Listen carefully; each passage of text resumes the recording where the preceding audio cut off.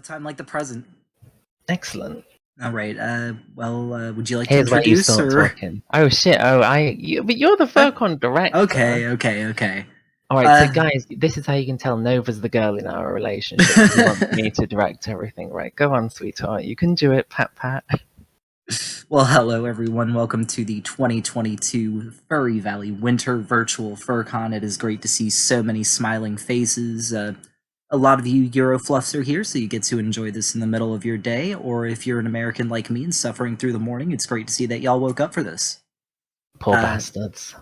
I know, we really are, aren't we? It's 5 a.m. on the West Coast. 4 a.m. Alaska, 3 a.m. Hawaii. God. Poor things. But we'll make it worth your while. Here. I will embarrass Nova enough to make this worth your while getting up early, so don't worry about that. Oh, you don't need to worry about that. I'll embarrass myself of my own volition quite easily, I'm excellent. Sure. Helping me out. So, for those of y'all who have not been here before, this is 4 days of planned and scheduled fun. I have posted our schedules in the announcements section. You can see that a couple chats above this one if you're on Discord, or you should see links to it if you are coming over from Telegram, Twitter, etc. We are hosting upwards of 12 hours of speaking panels every single day, so if you check out that schedule, you see what begins at the beginning of each hour. We have movie marathons planned throughout the day, and we have dozens and dozens of game events, competitions, what have you. We developed our own VR chat world. You can see a link to that in our announcement as well. That was a long time coming. I am just so tickled. You're tickled? Gosh. For those of y'all who do not know what work goes into this, I've been working with a very fabulous team over the course of the last 6 months to make this happen. I think that every single one of them deserves a pat and a round of applause. Every single person on that team. We have a couple of them here. We've got Liam. Looks like Liam is our only Furcon admin here, so y'all can, laud all the applause on him. Well, don't forget yourself. You're a Furcon admin too. But I also want to extend that not just the Furcon team, but all of our event teams have put together some fantastic stuff, which I'm sure you'll all enjoy over the next few days. We've got so many panelists who've worked hard, I hope, on their panels, getting things ready so that Nova doesn't have to kick them up the arse too hard when it's their turn. And we've got our Furcon game has started as well. That launched about 12 hours ago now, so well done. Again to Liam, taking all the credit, and also to Zero Protz and Hoozy for their work on that. It's brilliant. It's a lot of fun. So that being said, it does not matter what your schedule is. It does not matter what your interests are. If you have any free hour throughout the next 4 days, I promise you there is going to be something that'll tickle your fancy. So feel free to stick around, watch our announcements, check out the schedule, and I hope to see you at as many panels as possible. And even if you don't have any free time over the next few days, I promise what we're going to be doing is more fun than whatever shit work your boss is going to try and make you do. So just come and spend time with us anyway. It's worth. Absolutely. No time like time spent with fuzzy folk. Yes. Friendly fuzzy folk. I'm excited. Oh yeah, do play in Twitch is like, it's finally starting. It's finally starting. I was so hyped. I'm trying not to totally fanboy at the moment because I have to be the mature one. Because Nova's tickled at the moment, as he says. All right. So yeah, now would be a good time if we want to quickly open that up for questions in Furcon Voice or Twitch. Yeah, so just and general sort of Furcon-y stuff. Simba, yes or no? Asks. That's a shit question. What's the context? I don't know what I'm saying yes or no to. I tried to find context. I could not. Yeah, so did I. So yeah, any questions about the con, anyone? And if not, then we'll get started with FLOOF Talk. Just a reminder that if you go to speaking suggestions, that's where you can suggest topics. We do have some topics lined up already. So the way we'll do it is we'll talk about stuff you've already suggested for the first hour or so. Then we'll do reflection on what you guys have been talking about during the course of that, and then we'll do some more prepared topics. Mist asks, are you the cutest Mist around? You're the only Mist I know, and you actually got your arse in gear and you did question of the day for Roblox when I asked you to straight away, so good for you. Well done. Big pats for doing your job. Big pats for doing your job indeed. Means I don't have to feed you to Nova. Yeah, I'm not too hungry this early in the morning anyway. You will be. Oh, I know I will. Every time during FLOOF Talk, Nova is like, I'm hungry, I didn't eat before FLOOF Talk because I didn't think I'd be hungry. Eventually I'll learn, but, I don't feel like learning yet. No, it's too early in the morning to learn. Absolutely. Zima, absolutely, I eat admins who don't quite make the cut, that's for sure. But Nova does as well. He once ate all of his admins on his team and then got rather upset because he didn't have any admins anymore and whined at me to get him more admins. I'm like, it's your fault, Batty. Like, I mean, I was hungry. What can I say? I didn't realize I was still going you to be were hungry not later. hungry, you were gluttonous. That was inappropriate. I did. It was, God, It was 6, most 7 unparliamentary trialists. behavior. It really was, and you just went nom nom nom nom. It wasn't like sort of measured. It was like you had a chocolate orange that you couldn't get in your country, and you were like, right, that fucker is mine today, and not tomorrow. Future Nova can go fuck himself. That's just the way it is. You have to indulge yourself every once in a while.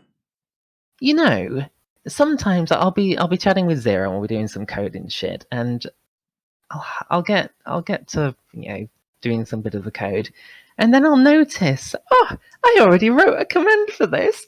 Pass Simba did a good job. That's the best feeling, though. Yeah, honestly. but your future Nova fucking hates Pass Nova because he ate all the food. That's not left. Hey, I've learned. Kind You've of. learned.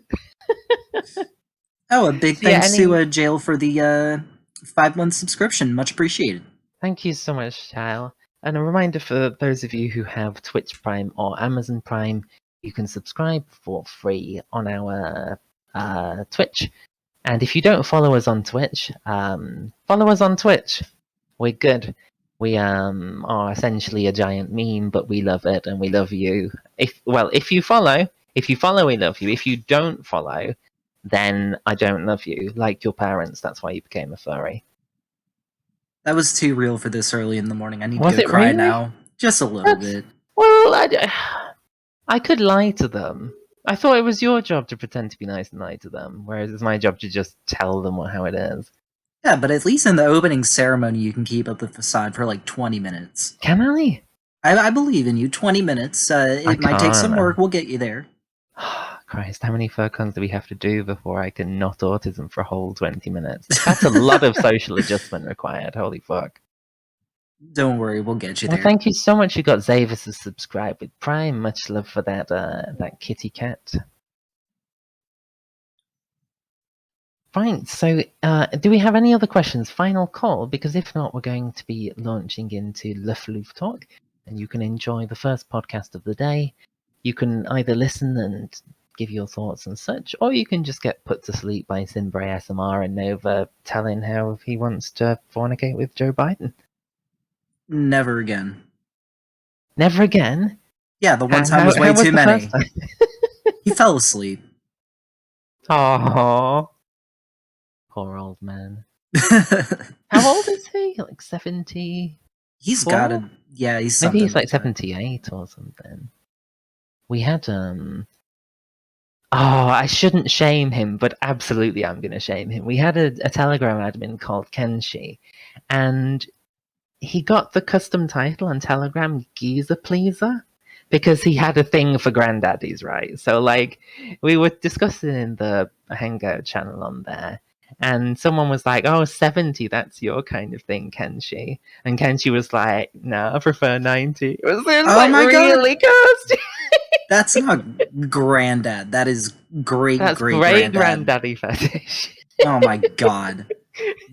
I think now might be a good time to try to get us into FLOOF Talk. Jesus, please. Yeah, that sounds like a good idea. So yeah, much love, guys. We'll be going to our podcast now. Don't worry, you don't need to refresh the page or anything because Nova's co-hosting the FLOOF Talk. So, any panel? Oh, that's a good question. Sharky asked, any panels that we should look forward to? So I would say you look forward to all the panels. I'm sure they'll be brilliant. But do we have any individual ones that we're personally thinking, Mr. Kins, that would be really interesting or such? Oh, goodness gracious, we have quite a few. If you're really into Poke Talk, we got Poke Talk for 2 hours in January starting at 2 p.m., where we have Zavis and Inari just, talk about Pokemon-related stuff, and they're always quite... Go ahead. You just told them it was January at 2 p.m. Tell them what day, Nova, for God's sake. It's early. January 16th, that's this coming Sunday. It's Sunday, right. Sunday, guys, Poke Talk. If you are one of these people who never grew out of stuffed animals and Pikachu, Sunday at 2 p.m. Eastern is where you need to... Is that even true? That is true. I'm glad you can read a spreadsheety thing. Excellent. Gosh, which panel am I most looking forward to? I guess the karaoke contest will be funny because there are always people who think they can sing who can't sing, and then you get to laugh at them. Not that I would ever do that. I am sure all of you who are going to enter the karaoke contest are brilliant singers, and it's not just your friends telling you can sing because they're being nice, like my friends tell me, because I can't fucking sing at all, but they tell me I can. Other than that, there's also, let's see, 6 p.m. on Sunday. We've got Magic 101 with Healy. I know that that's going to be absolutely fascinating. Healy's a very interesting, very good presenter. He's presented some stuff before, and I don't really agree with his spirituality stuff. I don't believe in any of that stuff, but the way he presents it is really interesting, even to someone like me. So, yeah, that's one you wouldn't want to miss. There's also one 5 p.m. on January the 17th, Positive Goals in Life. I don't know who that one is, but that sounds interesting. You should all have positive goals. And that is the stinky boyo who's going to be doing that one. You? I'm not stinky. That's going to be skunk. Reggie. You're a skunk. This is how this goes, guys. If y'all are new here, this is just how it goes. We get in here, we have a lot of fun, and then Nova gets bullied for like half an hour.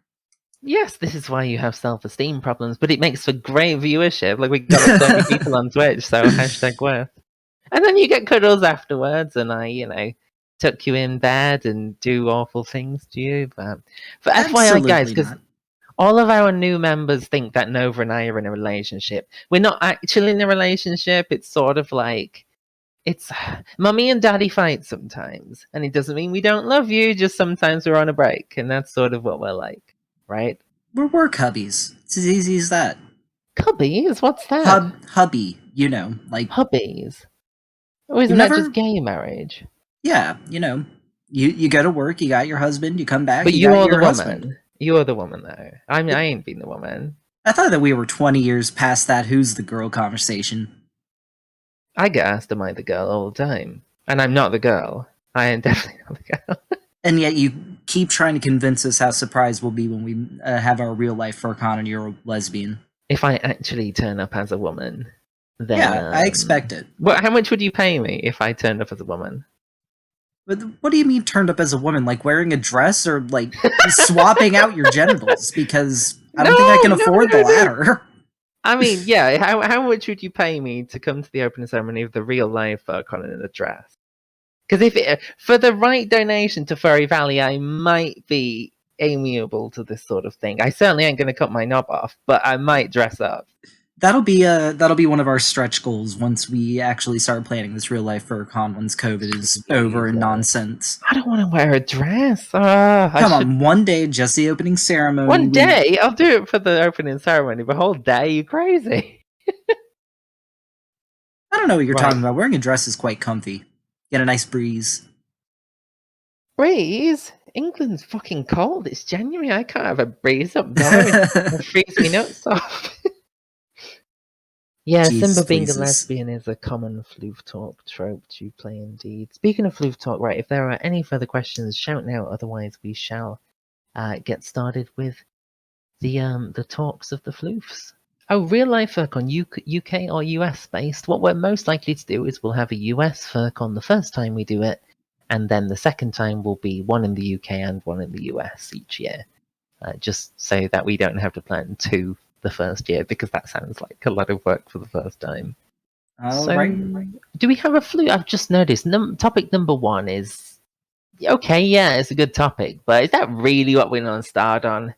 Let's start with you guys in chat. Let's have our first topic for FLOOF Talk. Let's have you guys start us off with something floofy and something fun. something where Nova's probably going to get humiliated.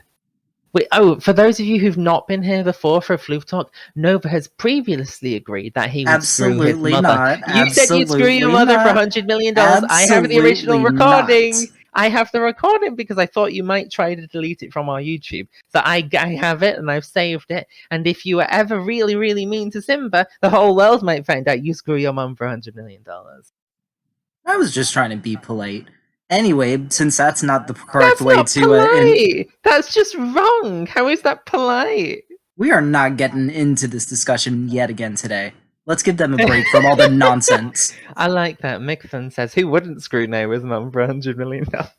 Oh my god. I certainly would. She is a lovely lady. It's one thing when it's, when we're making fun of me, but my mom is a precious woman. I know, that's why we'd screw her for $100 million. Oh my god. Thank you I'm so much, Canned Food, for subscribing. See, I almost thought it. about giving her a link to this on Twitch so she could watch, because I have been talking her to her a about link. this. No, not after all that. My mum listens to this shit. If I can autism this hard and my mum listens and it's okay, then your mum can listen. Do we have a sensible first We've got one here from Albert. Do we? Okay, all right. Albert's going to launch us into FLOOF Talk, and then we'll go ahead with our planned topics. Just a reminder, guys, speaking suggestions, if you think of anything during the course of the show, for those of you who are on Twitch or Telegram, but not on Discord, there's a link to our Discord in Twitch chat. Please click on it. Inflate Nova's ego by making our member count look bigger. I like it when numbers go up. I'm a RuneScape player. I feel this. Alrighty, well, as Simba said, any topics that y'all have, you can put in speaking suggestions. If you want to contribute, make sure that you play along in Furcon voice. We love to see y'all's answers. We love to see what y'all have to add to the conversation. If you're watching on Twitch, you can leave your questions and comments there as well. So our first one came from Albert Husky, and he wants to know, what would be the first thing you would print if you got a 3D printer? Oh, gosh. Can 3D printers print fursuits? I mean, I'm sure it could, but it would be, plasticky and unpleasant. Well, fuck that then. Gosh, I don't know. Yeah, I'm struggling here. I was hoping for like a fun first topic, like, what's your favorite species of furry to do X with? Something like that. Rather than, we'll do this one, and then we can move on to one of G-Plays. He gave us something a little more... little more fun. Excellent. Alright, that sounds like a good idea. Alright, well, I guess we'll circle back to this one in just a moment. We'll start with, or rather, this was a Rogs. I love a Rog. A Rog is one of my favorites. Like, let me say, I was so disappointed when a Rog got knocked out of Pet Prentice. It was like one of the ones I actually really liked. Sad times. He can come back for season 2. It'll be the redemption arc. I think it's more likely I would just color him because I like him. I still like him now. We don't talk that often, but oh yeah. For those of you who are new, Twitch chat flirts with Simba, and Simba flirts with Twitch chat. It's just the way we do things. It's unavoidable. Sometimes Twitch chat. $100 million feels almost meaningless to you. Fantastic. Let me give you a link to our Patreon. I was gonna say. Yep, go and do your thing, mister with far too much money. And for anyone else who likes FV generally, link there in Furcon voice as well. Because Furry Valley needs money, and if you have if $100 million is a small loan to you, then we need your money. Alrighty. First question: how do you take your coffee or tea, and what flavoring edition is the best? Okay, so I am British. I drink exclusively tea because my grandma, the Queen, would be disappointed if I didn't. What flavoring edition is the best? This tea flavor. What do you mean flavoring edition? I don't. I mean, do you add honey to your tea or no? Like that? I have milk and sugar, but honey, that's a thing. Yeah, it's really popular here, especially, there's not a lot of tea in America, so if people do drink it, it tends to be, when you're sick, it tends to be chamomile and Chamomile and honey is supposed to be really good for your throat. Yeah, no, I just have milk and sugar in my tea. Lots of sugar, because I'm a sweet kitty. If I wasn't made out of sugar, then I don't know what I would be made out of. What about you? Well, for coffee, I'm still echoing on your side. Oh, sorry. It's okay. Let me turn up my auto detect thing. Recent video. Okay, hopefully that'll be better. I can modify it again if needs be. Alrighty. Sounds like it's good. Nope, it's still coming through. Alright, I'll just mute when I'm not talking. Okay. Well, for me, I'm a puss when I drink my coffee, and Starbucks went like way downhill. But if they didn't go downhill, I'd be one of those pusses who goes in for the, a caramel cinnamon macchiato, something like that, a white chocolate mocha. But when I just have coffee, it's a decent amount of sugar, a lot of cream. But I'm kind of a degenerate when it comes to tea because I like, really floral taste. So I'll put very, very little sugar in it, no cream, and just drink it as is. Why am I not surprised Nova likes drinking cream? Oh no. It's too early for this. No, it's not. There's a reason they call it morning. Jesus, please. We're off to a great start, aren't we, guys? Yeah. Oh, lordy, I need to start waking up so I can bite back. Ooh, please, mommy Skunky. Oh, my lordy. Arag also asks, what's your favourite smoothie, and what fruits make the best smoothie? So, I have a smoothie maker because my ex didn't want the smoothie maker. We once made smoothies because we decided we were going to pretend that we were healthy, and we put, like, strawberries and raspberries and I don't remember what else. We put berry shit, basically, in it, and the problem with it was so hard to clean that fucking machine. I couldn't believe it. Like, yeah, pain in the ass. So, but we went ahead and had our smoothie, which was a berry smoothie, and so that's the only smoothie other than like the weird innocent smoothie shit from the store, which is like strawberry and banana, but it just tastes of strawberry. Real quick, Nico Conrad gifting 39 tier 1 subs to the community. Huge amount of love. God, oh my goodness gracious. Much love, Nico. Who's Nico on Discord? Is that a different name? That's German Gamer. Thank you so much, German Gamer. We know him, yeah. We know him. He's a sweetie. I like that one. Yeah, let me just promote him to a higher tier of admin. Nothing like nepotism, is there? Hey, we learned that from Smart Cookie the other day. Learned what from Smart? Who's Smart Cookie? Have you been cheating on me with some other intellectual person? Oh my lordy! No, the trivia game we played. We learned all about nepotism. What was the nepotism was the answer. Ah, okay. I remember. No, I won't. It is too early for that. You remember Time Bandits? I think you were going for. No, yes. Let's go for that. Yeah, the 1981 movie with John Cleese and John Cleese. No. It's Sean Connery. Yeah, but what was it? Time Warriors? Time Bandits. Time Bandits. I'm sure John Cleese was mentioned in the list because I thought it's the guy from Monty Python. Yeah. It's Sean Connery, John Cleese. ...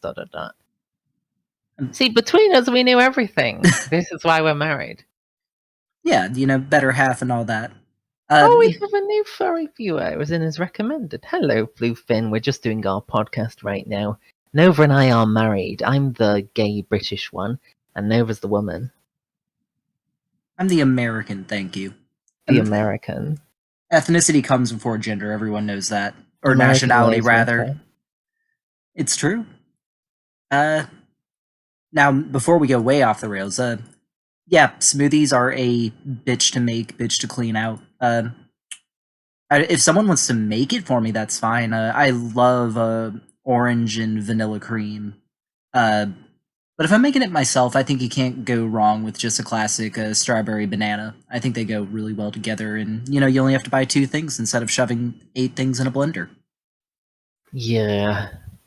I'm surprised how expensive it was to buy all the fruit for that shit and how little it actually made when we smooshed it up, but it tasted good and it was novel. I think we actually put ice cream in it. Maybe that's the thing I didn't remember. It was like vanilla ice cream plus strawberries plus raspberries or something. Well, then it's no longer a smoothie, it's a milkshake. Why don't you shut up? Judging my fucking smoothie. I was being healthy. And, oh yes, you were being so healthy, adding a scoop of ice cream It was into all your fruit. vanilla. It wasn't like chocolate or anything. It was just boring vanilla. So it's not sugar or anything. It's just plain ice cream. And You know what? then I give you total permission to live this pipe dream. This is how I'm going to start living my life. thank you. You know, I am a successful furry. I've managed to get to, you know, a certain age without dying. There we go. And I eat pizza and curry for breakfast most days, no problem. Hey, at least it's not a birthday cake every single day. We got you off Oh, that. it used to be. Oh my god. Yeah, I remember that I used to have a birthday cake fetish, so I would buy them and it used to be I'd eat like 2 birthday cakes a week. I'd have like a slice of birthday cake for breakfast. The thing is, like, you guys listening probably think I'm American sized. I'm like 160. I'm not overweight. I'm like proper, just normal, well adjusted size, and I just nom birthday cake like it's shit. Well, not shit because I'm not Reggie, but you know, I nom birthday cake like it's birthday cake. I have to have excuses though. I do have ethics with this. I'll only buy and eat birthday cake if it's someone I care about's birthday. Thankfully, I run a very large furry community. It's always someone's birthday. Such a cheat. Such a cheat, just because you have no friends. Nope, y'all are my friends. I like you guys. That doesn't mean they like you. Friendship is a two-way interaction. It's stalking if you like them and they don't like you. Well, you know what? If you can live your pipe dream, I can live mine too. Now, just to clarify, guys, when Simba says birthday cake, they actually have like good birthday cake over there. He's not eating sugar on vanilla cake on more sugar. They have like jam and stuff in there, and it sounds like really good. And I wish that our birthday cakes had flavor instead of just sugar bombs like that. It's sponge cake with icing on the top, and then there are layers of buttercream and jam within the cake. Or sometimes it's chocolate, like you'll have a chocolate sponge cake with chocolate icing on top, and then ganache, chocolate ganache around the edges. No fruit in the birthday cake. It's birthday cake. Why would you put fruit in it? It's not a health food. I don't know. I like carrot cake. Stop it. You wouldn't have that for a birthday. It's one of those cakes, like, why is it even cake? Just buy a proper cake. Wait, hold on. When we rated desserts, didn't you say carrot cake is shit because I could just have cake and not have carrot? No, I think that's more or less what you said. I put it like mid-tier. Because it's got the nutmeg and the cinnamon and the cream cheese. Oh, cream cheese icing is awesome. But, okay. Imagine you had everything that you like in carrot cake, but there's no carrot in it. Is that not an improvement? Because you don't have to have carrot in your fucking cake. That depends on who makes it. Store-bought, it tends to be like really distracting and it gets all like uncomfortably crunchy. But if it's got a nice little crisp to it, it's quite nice. This is not my fetish. Too strange, sorry. Oh yes, sometimes there's a picture of Spider-Man or Dora the Explorer on a cake. A guilty pleasure. I buy Paw Patrol birthday cakes just because they're so cute. Even though the cake itself don't taste so good. That I don't know what the dog's called, but he's really cute, and I buy that one. Sometimes people, if the cashier talks to me, I pretend it's my daughter. I don't have a fucking daughter. I just don't want to be known as the one who eats the Paw Patrol cake. I don't know. They must think that your daughter has 4 or 5 cashiers. birthdays. I can't use the same thing on them twice, unfortunately. Yeah. I did have a elderly woman come in my store one day, and she was asking about the new Paw Patrol movie, and I don't know shit about Paw Patrol, so I'm what kind of furry are you? I know they live in Adventure City, and apparently there's enough crime that they need a dog-based task force, which leads me to believe that there is a lot more issues in Adventure City than we are led to believe. Zootopia. Exactly. But she's asked me about this movie. I gotta pull out my phone, figure out what the hell it is, see if we've got it. And I say, it looks like it's new, so we won't have it for a couple months. And she goes, "Oh, it's for my granddaughter, but I like that one in the police outfit." And it was just the most uncomfortable comment I've ever heard because it was the way she said it. She's like us, no way. God, proto furries. Wait, if she's that old, I doubt she'd be a protogen. I mean proto. I'm sure you know what I mean. But God, imagine all these old people if they started joining the fandom and the first thing they saw was a protogen. And they're like, "Yeah, that's the one I want to be." I'm hip and trendy. Oh, Chase, of course, yes. Chase is the Paw Patrol boy. Yes, Mamagens. That's what we'll call them. Oh no! Oh no! We All know right, what Nova's mum's gonna be now. my mom would be a cat. She was very certain about that. Oh well, yeah. Well, there we go. She's gonna be a cat furry. She'll come into Furry Valley and she'll Immediately Oh, be scared off. did you hear about my mum joining FE? I'm not entirely sure. I only found out about this recently, but a number of months ago, my mum, she knows what FE is, and she decided she just wanted to have a look around and talk to me. She don't have my Discord. So what she did was she came into FE and got welcomed like any other person does. And she said she she said to the person who welcomed them, "Can I talk to the boss, please?"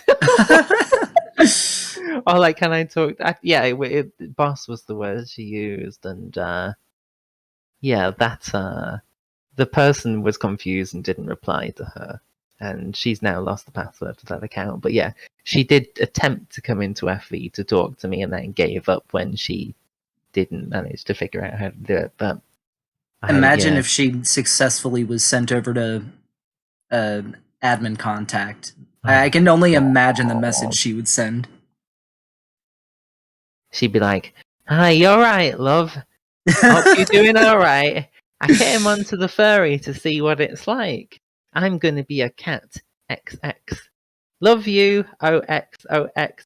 See you later on WhatsApp, XX." It would be that sort of shit. That would be absolutely precious, though. I would delete that shit so fucking fast. Jesus pleases. I'd have to ban my own mum from Discord. From Discord entirely. I I mean, didn't know you had that preferably. sort of sway. You'd be surprised. Alright, we've shitposted for the last like 30 minutes. Do we want to move on to our first proper topic? Yes, that sounds like a good idea. Alrighty, so the first topic that we had planned for the day, what behavior in the furry fandom would you most like to see addressed or disappear entirely? Like I was saying before, guys, if you have your own input that you would like to provide, you can put that in Furcon voice, or you can put that in Twitch chat. We'd love to see y'all's answers as well. Okay, gosh, there are quite a few reasonable choices here. I think probably, well, let's relate this back. When I became a furry many years ago, it was the case that most of the issues the furry fandom had were from people outside of the furry fandom. So people would harass us because of that CSI episode and because they had just, seen furries in some weird TV show showing fucked up things and they didn't really know what it was. Whereas nowadays, most of the problems in the furry fandom are caused from furries being just shits to each other. So, okay, occasionally we get trolls and such, but more often than not, certainly the more serious problems we have caused to us are by other furries. And so I think I would get rid of the behavior that furries just randomly go around and attack other furries and stuff. Because, look, you became a furry because the real world was like, we don't like you, we don't accept you because you're fucking weird. But then you come into the furry fandom and then everyone else is weird and then you take issue with that. It's like you can't have it both ways. Either you be normal, cool, and you go and fuck off with the normal people, that's fine. Or you be a fucked up person like the rest of us and you come in the furry fandom and we just all are fucked up together and that's okay. But especially social media, Twitter, all that kind of bollocks. You can't avoid it. You go on there and people say all sorts of stupid nonsense and you just think, Can you not shut the fuck up and just go and look at your YIF or whatever? It's so silly. So yeah, I think that's what I would change. This sort of Twitter furry self-destruction, because yeah, the rest of the world thinks furry is not normal now, but it's more mainstream. Whereas furry themselves tend to stab each other in the eyes, like yeah. Yeah, and on top of that, it's perfectly okay to have an issue with someone. I mean, not everyone's going to like everyone, that's just a fact, but furries can't just end it there. They can't say, I'm not comfortable with this exchange, this relationship, what have you. They always have to go to Twitter when they're done and then make some sort of call-out post and try to, rally the troops, get their own personal army. It's not enough for you to dislike them. You have to make everyone else dislike them too, and that is just not a healthy way to maintain a community. Yeah, no, indeed. Especially because furry's small enough that people tend to know each other. And if you don't know them personally, then, there's so many different concentric circles that you're going to hear from someone who hears from someone, etc. 7 degrees of separation and all. Yeah, I think within the furry fandom, you could probably get from a very popular furry to basically anyone else within 3 jumps. There'd probably be some really rare exceptions, people who only know like 2 people maybe, but yeah, the furry fandom is very interconnected, so yeah. I guess for me, one of the behaviors, 'cause I think you picked a very good one. I'll pick something of a little bit of a lesser severity, I guess. And I do understand. I am a skunk. I take full responsibility for the kind of DMs I get. Oh, here we go. However, I wish people were just able to say hi and, how's your day? I'd like to get to know you. The amount of conversations I have that either start with not safe for work content, or, they lull you into a false sense of security with a hi, how are you doing? And then immediately send you porn. It's uncomfortable because I understand this is a furry fandom, and people, not necessarily all, but many are here because they feel they need sort of validation. They need some sort of social support system, and furries generally are open and accepting. And I feel like a lot of people, because we are such a sex forward, sex positive community, that they conflate a lot of their self worth with their sexuality. Yeah, it becomes their defining feature, like the amount of people on Twitter who their identity is I'm trans and gay, rather than I have these hobbies and these positive qualities, and I just happen to be this, sexuality or whatever it is. It's quite sad. So yeah, go ahead. I'm not sure. I mean, I kind of half agree with you, but do you really want the social contract? Like, when someone comes up to you in real life and they're like, "Hi, how's your day? How are you doing?" They don't give a shit. So do you really want more vacuous conversations where the person is just saying it for the sake of saying it and doesn't actually have any interest in you or the answers? They actually just want to talk about something else. I think that, I'm autistic. I don't bother with any of that shit. If you'd message me, tell me what you want. If I message you, I'll tell you what I want. It just makes things simpler. You don't have to pretend to give a shit. And if you do give a shit, you certainly don't give a shit by saying, "Hi, how are you? How was your day?" You give a shit by meaningful interaction. I mean, it's a little different for me, I guess, since I don't role play. I don't screw around. For those of y'all who are new or don't really know much about me, I've been in a committed relationship for a freaking decade. I am engaged. But even if I wasn't, I feel like it would be one thing if these were people who knew me and said, "Ooh, that Nova's cute. I wonder if he'd be interested in some fun." It's the fact that I get it without people knowing me. It's their very first interaction with me. They see the picture and they say, "Ooh, that's a potential." Not even a potential partner, but just someone to have fun with. And Yeah. I don't want that to be the default way people think about me. It's one thing, again, if I have some sort of exposure to you, we've spoken a couple times, even if it's not in DMs, but in some sort of more public or general setting, in which case, yeah, I could get it, because I know that you then are not just interested in the act, you're interested in the act with me, whereas anyone else who opens with it, or, that's the first thing that they do once they're exposed to me, then it becomes, like I am more an object to them, and I don't like that. So I suppose what you're kind of getting at is you'd like to change the default environment in which furries view themselves. So it's sort of like currently, it's almost as if we're permanently in a gay club, and where if you go gay clubbing, you ain't going gay clubbing to go to get to make a new friend. You're going there because you're after some action. So Yeah. by default, it almost feels like the furry fandom is how we're all in a gay club all the time looking for action. Whereas you want it to be more sort of, well, I would say like the lobby of the furry convention, but we've all seen We've what seen happens what in furries lobbies of do in furries love. Yeah. convention. So yeah, um, I guess you want furries to have by default a greater capacity for meaningful social development, interpersonal development that doesn't stem from, well, okay, we had sex, and okay, now you seem cool. Should we talk a bit more? Or it's almost like that's the start rather than somewhere in the Yeah. middle. Like the furry version of shaking hands or something. Yes, yeah. Which I think because a lot of people come into furry because they're socially stunted in the real world and they can't get by, it probably shouldn't surprise us that that they're going to interact in whatever way they can interact meaningfully, and most people can do that kind of, and especially if their friends do that, then it's what they learn is it's just the done thing. And I think it's okay. I certainly don't mind if someone sends me a nice picture.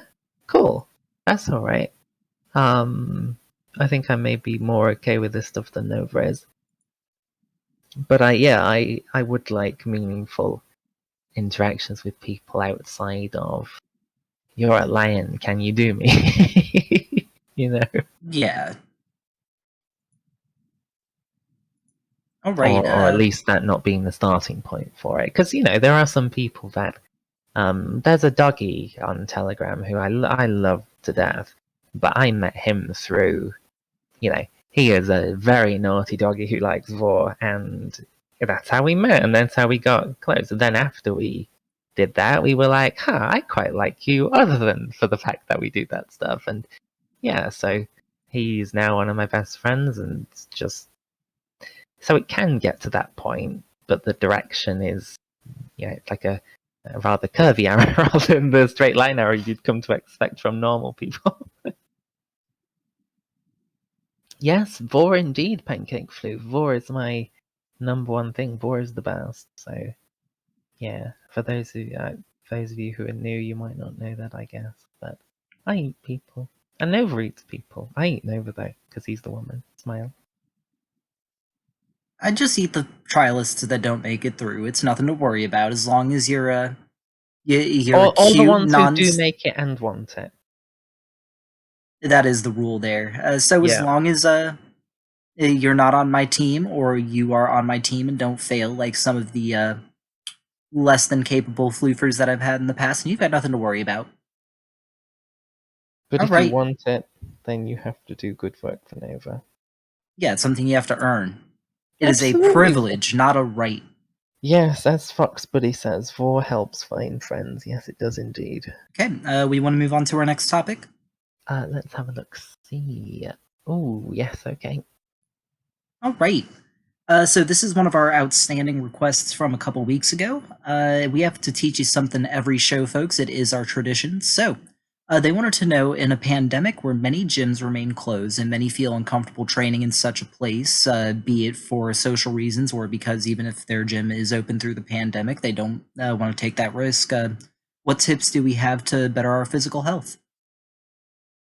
So I am not the fittest person, but I've commented earlier on how I eat rather the amount of birthday cake and such. And I always wondered, why do I not become a fatty? And I was looking for like home physical shit. And it turns out that if you just sort of sit twitching and you wiggle your legs and shit like all the time, you're burning an extra 60 calories per hour.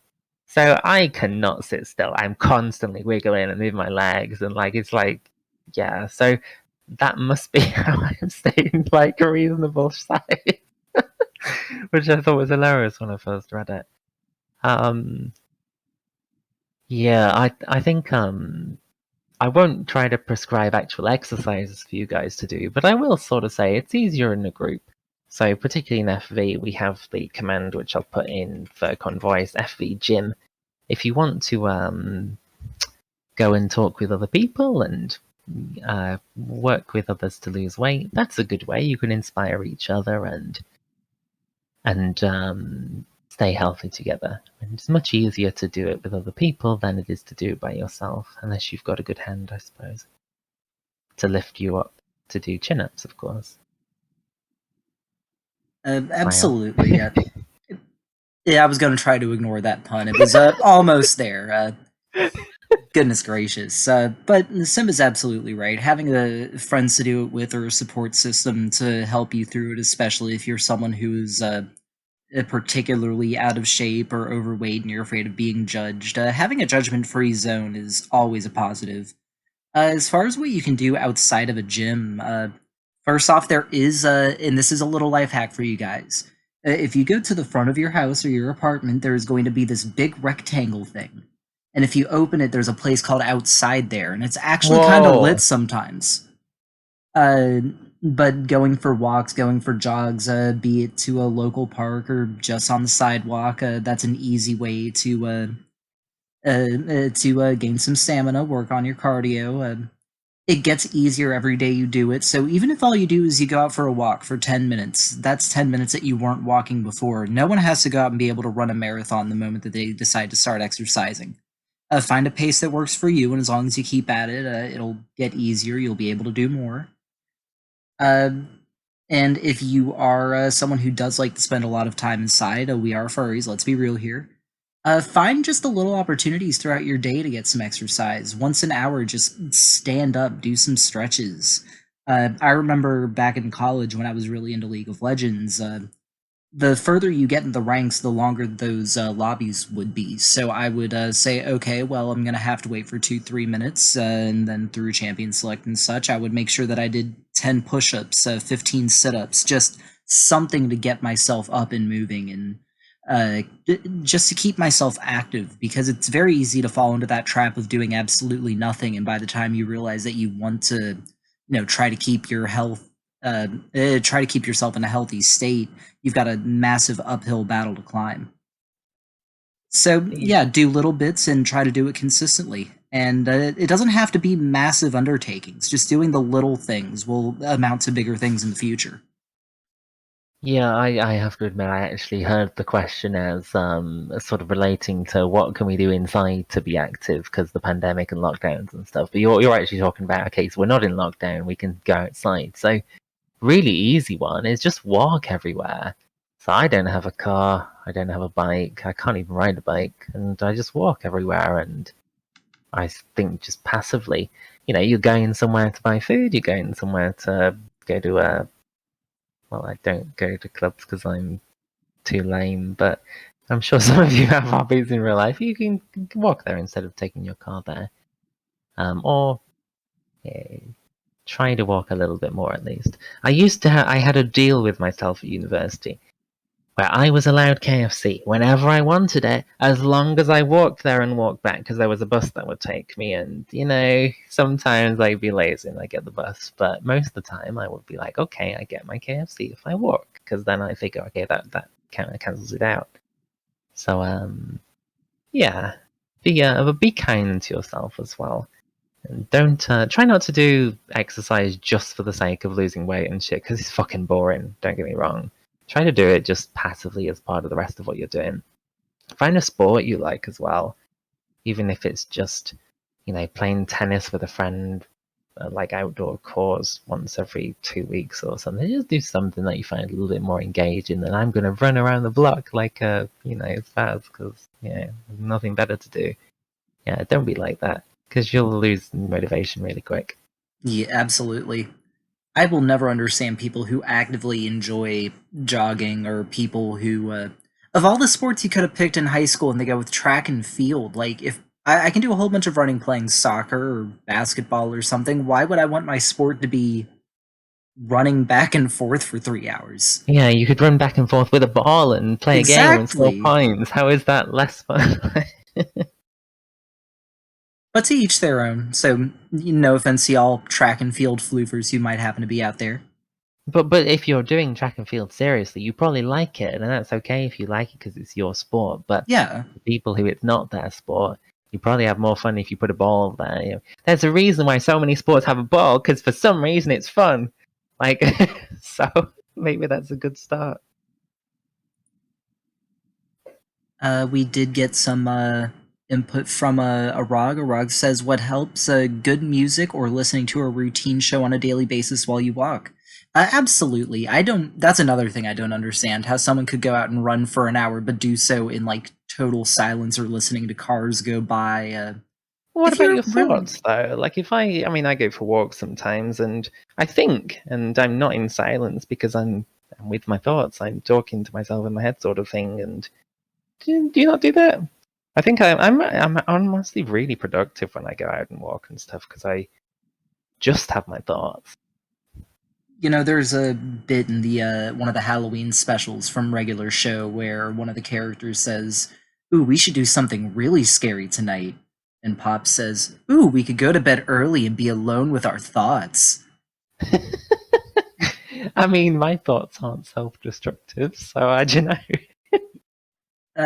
There's a reason that when I'm at work, I try to take on the jobs that, keep me moving, keep me busy, and I don't like being alone with my thoughts unless I have something very specific that I want to be working on, a project, a song, whatever. If I just let myself, free roam as I think, I don't know, I tend to lead myself to places I don't want to be. It sounds like a mental health thing. Maybe that's something to work on rather than run away from. But running away is fun. I get to Well, work out my calves. you get to work out your brain. I need to nip to the loopy loop, and I'll be like a minute. I'll be. If you could listen to any music, what would it be and why? I'll let Simba answer that when he comes back. That's a very open-ended question, though. For me personally, I'm really into rap music. I like all types of rap. I like experimental. I like mainstream, quote-unquote mumble rap. I'm actually going to be hosting a panel on Monday on how to write a rap verse, so y'all should come check that out. Welcome back. We had a question from FLOOF Talk. From FLOOF Talk. Wow, from Twitch chat. The whole thing. God, I need a nap already. Oh. The Pancake Floof wanted to know if you could listen to any music, what would it be and why? Probably Eminem, because I wouldn't miss my one chance, my one opportunity to seize everything I ever wanted in one moment. Yeah, a bunch of spaghetti. A bunch of mum's spaghetti, not just any old fucking spaghetti. Oh yeah, no one makes spaghetti like mom's spaghetti. But more seriously, what would I listen to? I think my favorite artist is probably Sia, because I sing along to her shit. It's a shame that the moment that I really started getting into her music, that it turns out that she's not very kosher. What do you mean she's not very Oh, come on! Are you whining because she cast a non-autistic person, autistic actor? Oh, I'm autistic, and that don't offend me. It goes a lot further than that. Apparently, she had been connecting with this actress from the time she was 8, and she would have her over for sleepover. The dancer, you mean? Whoever the young one was, I don't remember if it was her or not. Yeah, I think she has issues where her parents don't treat her well, and so she was like a godmother almost, and now she dances in her videos. It's not a dodgy relationship. They've been sleeping in the same bed for years. Really? Yeah, Sia was a reliable source. Sia said it. Hold on. Oh, they actually are a godmother, apparently. I wouldn't read too much into this. Not everything's sexual. Do you believe that Michael Jackson was guilty? I Or do you don't think have he was enough. just mentally troubled? Apparently, there's a lot of things that are discussed in the documentary that came out 2 or 3 years ago that I really need to watch. Yeah. From my Because I knowledge, think the as of same right sort of now, thing. he's always come off as someone who was robbed of a childhood and was trying to relive that childhood. I don't have, especially since the first person who accused him admitted that his father put him up to it. I don't Yeah. have reason to believe that he actually did anything. I won't say didn't do anything wrong, because what he did do was just not right, but I don't think he did anything He did things abusive. that were very socially unacceptable, but for innocent reasons, it appears. And I think Saya's very similar. Like, she's seriously, seriously mentally ill. Has discussed about being suicidal, and she's got PTSD. And she mentions even now there are 2 events that happened in her life that were so traumatic she just never has told anyone and can't talk about them. You know, she hides her face on stage because she don't like being seen. You've got to have. I think she's the Michael Jackson type who has so messed up that although what she does appears to be societarily really just strange, like Michael Jackson was, she's probably actually completely just fine and safe. And yeah, we should be very careful not to judge people too much without really knowing, without society's expectations being the judge. I think that's the lesson to be taken here. No, that's a fair point. I mean, especially since we've talked about this before. We as individuals, we as a community, we as just people in general should not be the people who determine someone's guilt or if someone is, evil, for lack of a better word. That's what the Right. criminal justice system is for. If she did something wrong and illegal, then she should be brought to justice through the criminal justice system, and Yeah. let them make the decision, because they're the experts. They're the people who know these things. Yeah. Yeah. But I think, in her case in particular, I'm not just saying this because I like her music or whatever, but Maggie is an adult now, and clearly still has a very positive and loving relationship with Zia. Um, and you would think that if there was something not quite kosher there, when they become an adult, surely she would be like, that's not right. I should say something, or not. Even if she didn't say something, you think she distanced herself a little bit, but no, there's nothing like that. So for that reason, I can't see it. It doesn't feel right. Though, yeah, of course it's weird. But mental health makes you weird, do weird things. What about Well, you? What's your favorite music artist or song or whatever? Uh, I was talking about it before you came in. Like I said earlier, I'm really into rap music. Unfortunately, a lot of the rap I listen to is not very accessible. If I had to suggest someone that y'all might actually like, it'd probably be Young Thug. Uh, I'm really into Danny Brown. Danny Brown does a lot of very deep sort of music about struggling with addiction and stuff like that. He has a very zany personality. He can be a lot of fun, or he can be very serious. I would definitely recommend checking him out. It's a bit like me. Oh my god, and Chris Calico, 100%. He's he's a Midwest singer rapper sort of guy. He never really got much attention because he was just the hook man for strange music. Very emotionally disturbed. Had to deal with being bullied for vitiligo growing up. But he puts out some absolutely awesome music, so y'all should 100% check him out. I Uh, think Twitch chat might be asking you, how about Gunna? Is there a rapper called yeah, Gunna? not really a Gunna guy. Drip Too Hard was all right, but more often than not, I feel like he's just trying to be like Young Thug. And if I wanted to listen to Young Thug, I'd just listen to Young Thug. Well, you heard it here first. CJY from the only other furry who knows what rap music is. All right. Should we note Albert's down for later so we can get on with it? So we'll have a break. We've got 10 topics planned for the show, guys. We're planning to have a break after the 5th topic. and at that point, we'll discuss any questions or other stuff that you guys have brought up in the meantime. So that's 3 more. So do keep suggesting stuff in speaking suggestions and Twitch chat, and we'll come to it after just a couple more topics.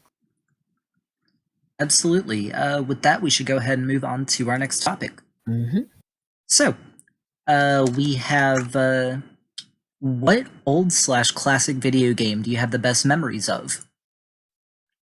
Okay. Do you know what the game called The Incredible Machine is? I feel like I've heard of it, but I don't know what it is. It's like an engineering game. You build contraptions to do various things with various balls, and probably other things too. It's been so long since I played it. Like you have to get a golf ball to the end zone by building like some pulley system and pinball stuff. It was really cool, but yeah, I had a lot of fun with that game when I was young. It was not on PS2, or if it was, I don't know it on there. I played it on PC. There was a less well-known one as well, which is Uncle Julius and the Anywhere Machine, and it's like a mystery puzzle, sciencey game. Basically, what you do is your Uncle Julius is some world-renowned scientist, and he built this sort of, what would I call it? Like a machine where you type codes into it and it takes you to another dimension. And he was traveling with his machine and he got captured, put in some jail in this place called Inimica or Ithaca, something like that. And the whole purpose of the game is you have to go through various dimensions, finding clues and getting stuff so that you can eventually release your uncle from jail. And none of you are ever going to play it. So the way it ends is you actually have to get put in jail with him, so then you can teleport home with him. And that's the way you win. I mean, it sounds interesting. Definitely yeah, it very much was. The sort of thing, they don't make games like that anymore because it's too hard. Like, this was the time before there was Wikipedia or Google or anything, and it's asking like seriously difficult science questions and logic puzzles, all sorts of difficult things there. And it was marketed to children, you know, like kids up to age 10 should be playing it. So back then we had games which mentally stimulated you, as kids nowadays would say, there aren't enough flashing colours, why can't I not just get the answer now? So it doesn't appeal. That's why they don't make it anymore. But yeah, it's a shame. It really is. Video games really have gone more the graphics over everything route. Games can't be too difficult. They have to be very flashy. Yeah. There's nothing to really challenge. I mean, especially as an adult, I feel like games have gotten much easier. But there's nothing to really force kids to think or, learn or anything like that. It's whatever is the most straightforward dopamine delivery system. Yeah. Well, that's what sells. I guess for me, best memories of my dad was a very hard worker. Most of his time was spent working, networking, whatever. But he was also, he was a proto gamer. He had the Ataris when they first came out. He bought us Super Nintendo the moment that he could. He loved to play video games, especially with my mother or myself. So there was a game that we had growing up. As I mentioned before in FLOOF Talks, for the longest time it looked like I was likely going to be pushed toward professional soccer. Not that I was guaranteed to ever be on a professional team, but I played year-round. I went to all the camps. It was something I think my dad really wanted for me. So we had this crappy little game called Super Soccer for the Super Nintendo, and anyone who's played on systems that old know that sports games on those systems are very, very crude. I got the virtual console on my Nintendo Switch, and I tried it out a couple months ago just to see if it was as good as I remembered, and it absolutely was not, but it still brought back a lot of really good memories for me, so I have to go with that one just because of the time I got to spend with my father. That's very precious. We did get some answers from the Peanut Gallery. Raziel says Final Fantasy VII.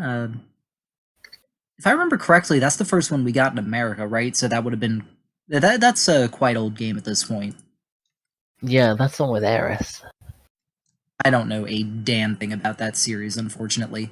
Me neither. Not much, at least. Yeah, God, 1997. It really has been that long. When was the original Final Fantasy? Let's Google. Final Fantasy original release date. 87! Holy shit, that's older than I am. Like, by quite a bit. When was the original Pokemon release? Let's have a look. 1996! What? That's God, I'm crazy. feeling so old now. Oh my god, yeah, no, I wasn't expecting it would be that early. I thought like 99, 2000 maybe. Gosh. I guess it does make Wow. sense. I remember when the Pokemon craze like first really started hitting hard, and it felt like absolutely everyone had it. And Yeah, not just the yeah, game, but the cards, yeah. this would have been elementary school, so the Pikachu backpacks or the Ash Ketchum hats, no Yeah. one was safe. Yeah, I was in primary school as well for this. We played on our Game Boy Colors, like Pokemon Yellow. Yeah. Oh, it was really hard. You started with a Pikachu, and then you had to go to a rock gym. You had to catch a Caterpie and evolve it into Butterfree, so it would learn Confusion at level 10 in order to be able to defeat Brock. That wasn't obvious as a child. Like, No, it wasn't. I rammed my head into the door several times before I thought about going back and finding another yeah. Pokemon. Because even if you train Pikachu up and try to use Quick Attack and Tackle, normal moves do half damage against rock Pokemon, so even that didn't piss and work. Yeah, annoying thing. The confusion was like, it's very super effective, and like, oh, of course, the butterfly beats an onyx, because, yeah, clearly. Reasons. Let's see. We have answer from Arag who said, "It. I guess it is considered. God, PS2 is old too. This one it is classic. A Gran Turismo 3, Oh, wow. which I was never really a racing game guy. Unless it was like Mario Kart. I love Mario Kart, but the more realistic ones, never really my thing. Probably because I was never very good at it. Rog says, you leveled up a Pidgey to take on Brock, but isn't flying also half as effective against Rock? In fact, it is. Plus, it I know knows. my Pokemon elements, apparently. I mean, if it worked, it worked. I can't blame you for it. Yeah, no, well. And Pancake Floof says Portal and Portal 2 and Portal Stories. May I guess you're a massive Portal fan. We were once found a Portal game on VR chat, but it had like 3 rounds and that was it. It was really disappointing. It was cool That is until then, but it's disappointing. like, that's it. I mean, Portal is just an awesome idea for a VR game, so Yeah. maybe Valve will get their ass in gear and actually develop a game in the future for it. Valve, it's like Jagex with RuneScape. They got really lucky once and then just couldn't do anything right. Well, I mean, they've got a number of great games. They're cash cows. They make so much money off of CS:GO and Dota. Not so much TF2 anymore, even though that has a very dedicated fan base. But eventually, they were like, "Hey, we have a monopoly on this whole PC gaming thing. So let's just milk that for as much money as we can. We don't have to make video games anymore." I tried Dota a couple of times. Couldn't get into it. Hurt my paws. It looks fun. I try to stay away from MOBAs, and I figured I was already sinking so much time into League of Legends that unless I Yeah. was going to quit altogether, there was no reason to play both. I like, what's the... Is Heroes of the Storm the Blizzard one? Yeah. God, I'm such a shitface on that game. There's this character called Murky, and every time you kill him, it only counts as dying a quarter of a death. So what you do is you just bum rush that base and try to explode all their structures and shit. And it's really toxic. Like, you never go to any team fights. The enemy team just hates you because you're always distracting them, and you steal their camps using bribes. It's my kind of character. I love him. He's a little Murloc guy, and he's AIDS. He's really fun to play. I mean, I've seen you play League of Legends. I know why you like Gnosis. You just say, okay, kids, don't get in too much trouble. Daddy'll win from here. Yes, oh, I love Nessus. Nessus, baby. Nessus has really good art as well on various sites, which we're not sponsored by, so I won't name. I will not deny that. Why don't we move on to our next topic? Yeah, sounds good. Okay, so this comes in light of the news that Kanye is apparently going on a trip to Russia to meet with Putin. Should great celebrities? Yeah. Oh my lord. He could have a whole arc on the crazy thing, or a whole. He could be an anime character. Yeah, absolutely. So that being said, should celebrities be vilified for meeting with questionable people, be it Kanye with Putin or Dennis Rodman with Kim Jong-un? I think when you're a celebrity, you have a responsibility to be a good role model. And whether you like it or not, there will be children and many adults as well, I guess, for some, who look up to you and try to do their best based on what they see you doing as your best. And for that reason, I think that, yeah, we should certainly be viewing this sort of thing with at least a modicum of tut-tut, a very British disapproval. Because it shouldn't be the case that if you're in a position of influence and a role model to our younger people, that yeah, you should be doing that sort of stuff. So yeah, I think this is not good, and more professional responsibility for those who look up to you. Even if you haven't chosen that, you do what you do, you take what comes with it. I've said before, as a leader of a furry community, it's not what I personally like the most. It's not what I would have chosen for myself, because it's weird. So much speculation, and it's hard to make a meaningful relationship with anyone because they already sort of know of you before they know you. But because of the professional side it comes with, I have to conduct myself in a certain way to provide that sort of positive look up to thing, if you will. Whereas a lot of celebrities don't seem to internalize that, and you name these two. Kanye is just a moron, but I think some of them who aren't so stupid, they just don't care, and I think that's probably even worse.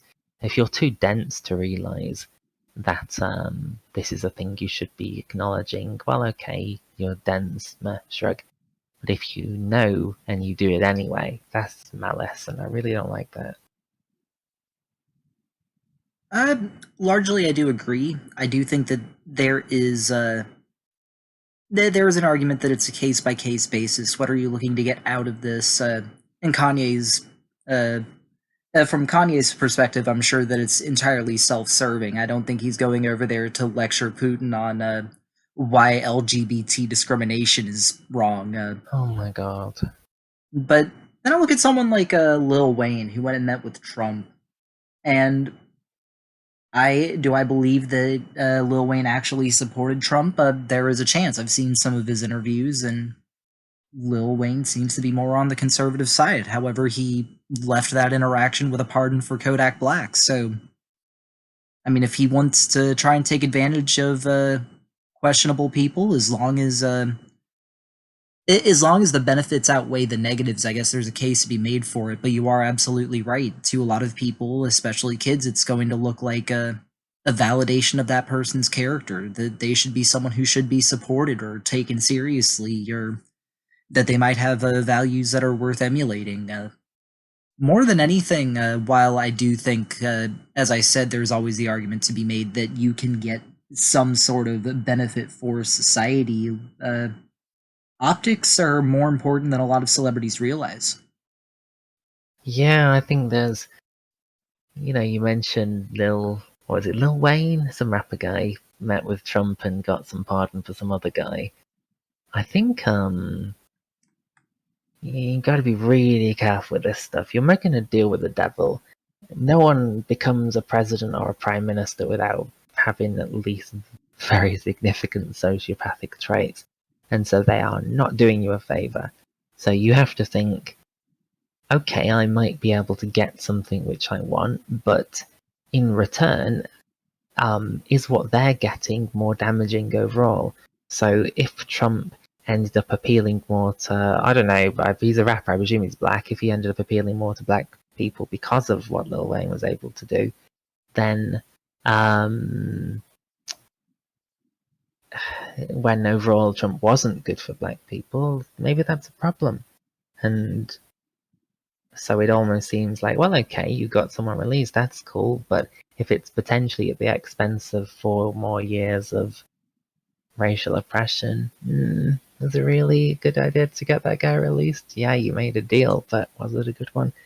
So these people in these positions are not stupid typically, or if they are stupid, they're propped up by people who aren't stupid. Putin is a really good example of someone who is very intelligent, who, okay, Kanye might get some sort of deal or whatever the fuck with, but he's never in a million years is it going to be a deal that in any way favors the greater good, because Kanye just is not going to be able to run with Putin like that. It won't even come close. Putin will make him feel good, and then Kanye will do whatever Putin wants him to do, and he will feel good about it. Much like a certain less black and more orange person who we knew until recently when he raided the government building. Oh, politics, you. So much humor. It's like real life has become satire. We don't need comedians anymore. Just look at real life. That's the humor.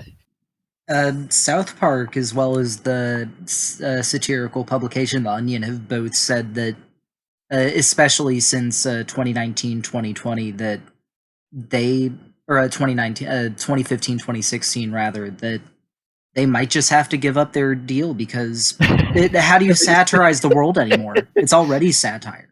Yeah, well, you just publish the truth. It's such a shame. You publish the truth unlike every other news agency. At that point, that might truly be satire. It's brilliant, isn't it? This is the world we live in. Don't you just love it, folks? Best thing for a morning. Maybe we should move on. Alrighty, so we talked a lot about politics. Let's move on to something equally fun, the pandemic. So, my question was, will movie theaters survive the pandemic? It looks like there has not been a total amount of success, but Disney Pixar in particular has been doing a lot of direct to streaming movie releases. I think they did so with the new Black Widow movie. They're doing so with the new animated movie they have. I think it's Turning Red that they're putting strictly on Disney Plus. What is this going to look like for the future of the movie theater industry? Is it still going to survive? Is it going to survive but in a smaller capacity, or is it going to disappear altogether? Because there's a lot less hassle that goes into having your own streaming service. If you already have your own streaming service, just pushing it directly on there and calling it a day.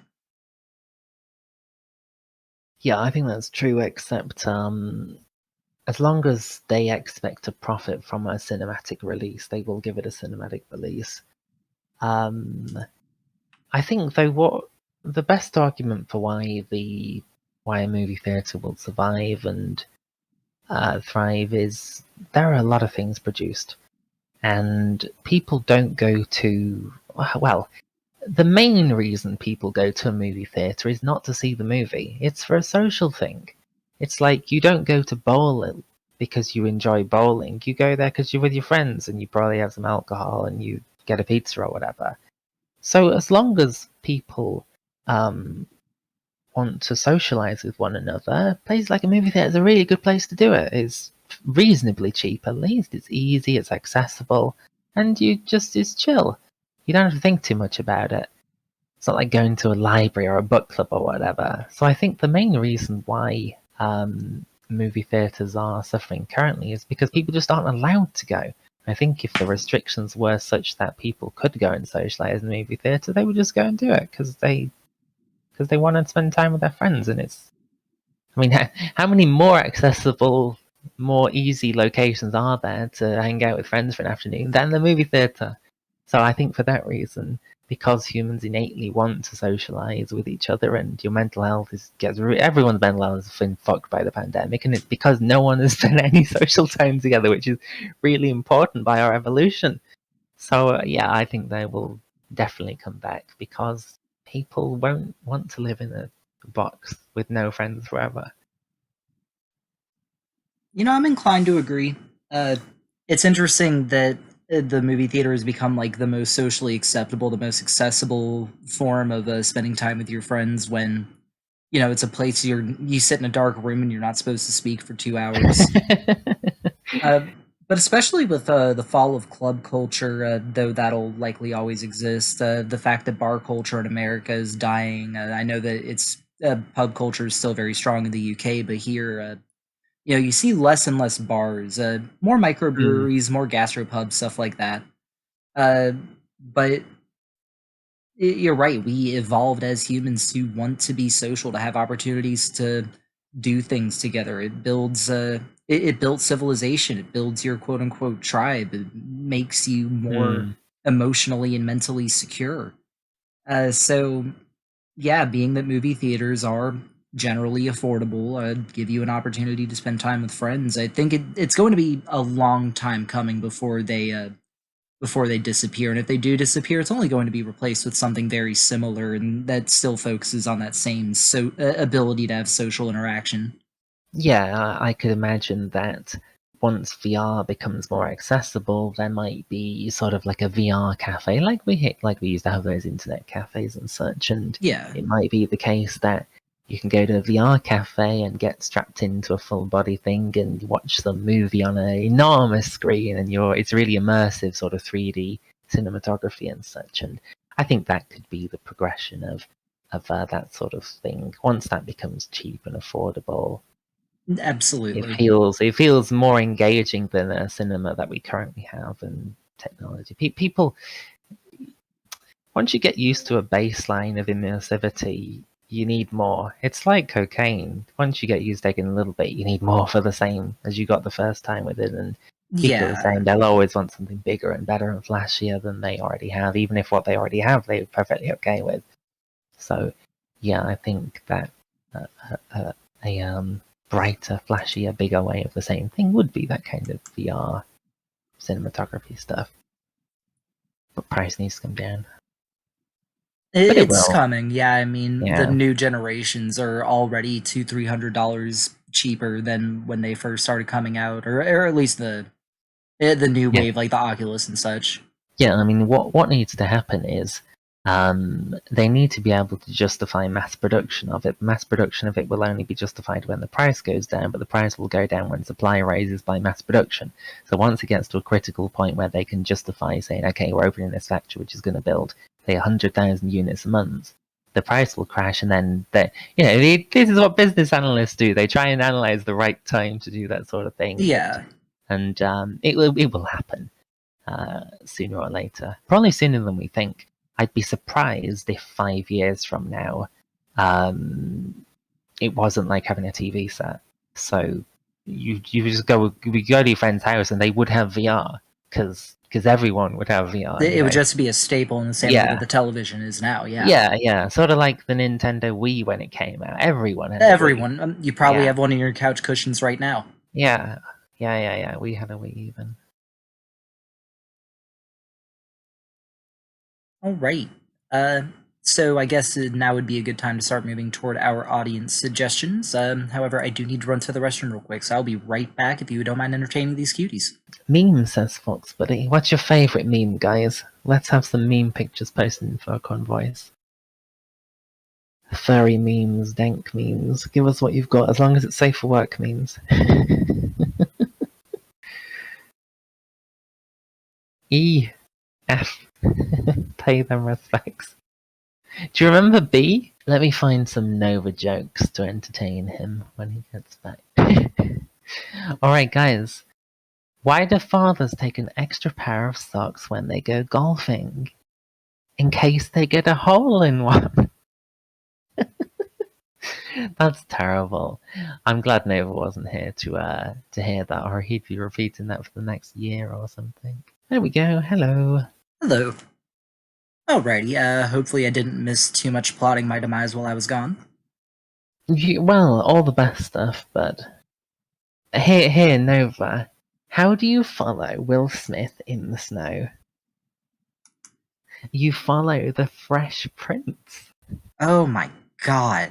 I don't know what I was expecting, but somehow I Yeah, was expecting it to be it's better your than that. level of bad. It's the perfect level of bad. Whoever gave us that deserves some extra pats. It was probably you. Aw, man. Oh, You can have do we want to go ahead and start jumping into our audience suggestions? Yes, that'd be a good idea.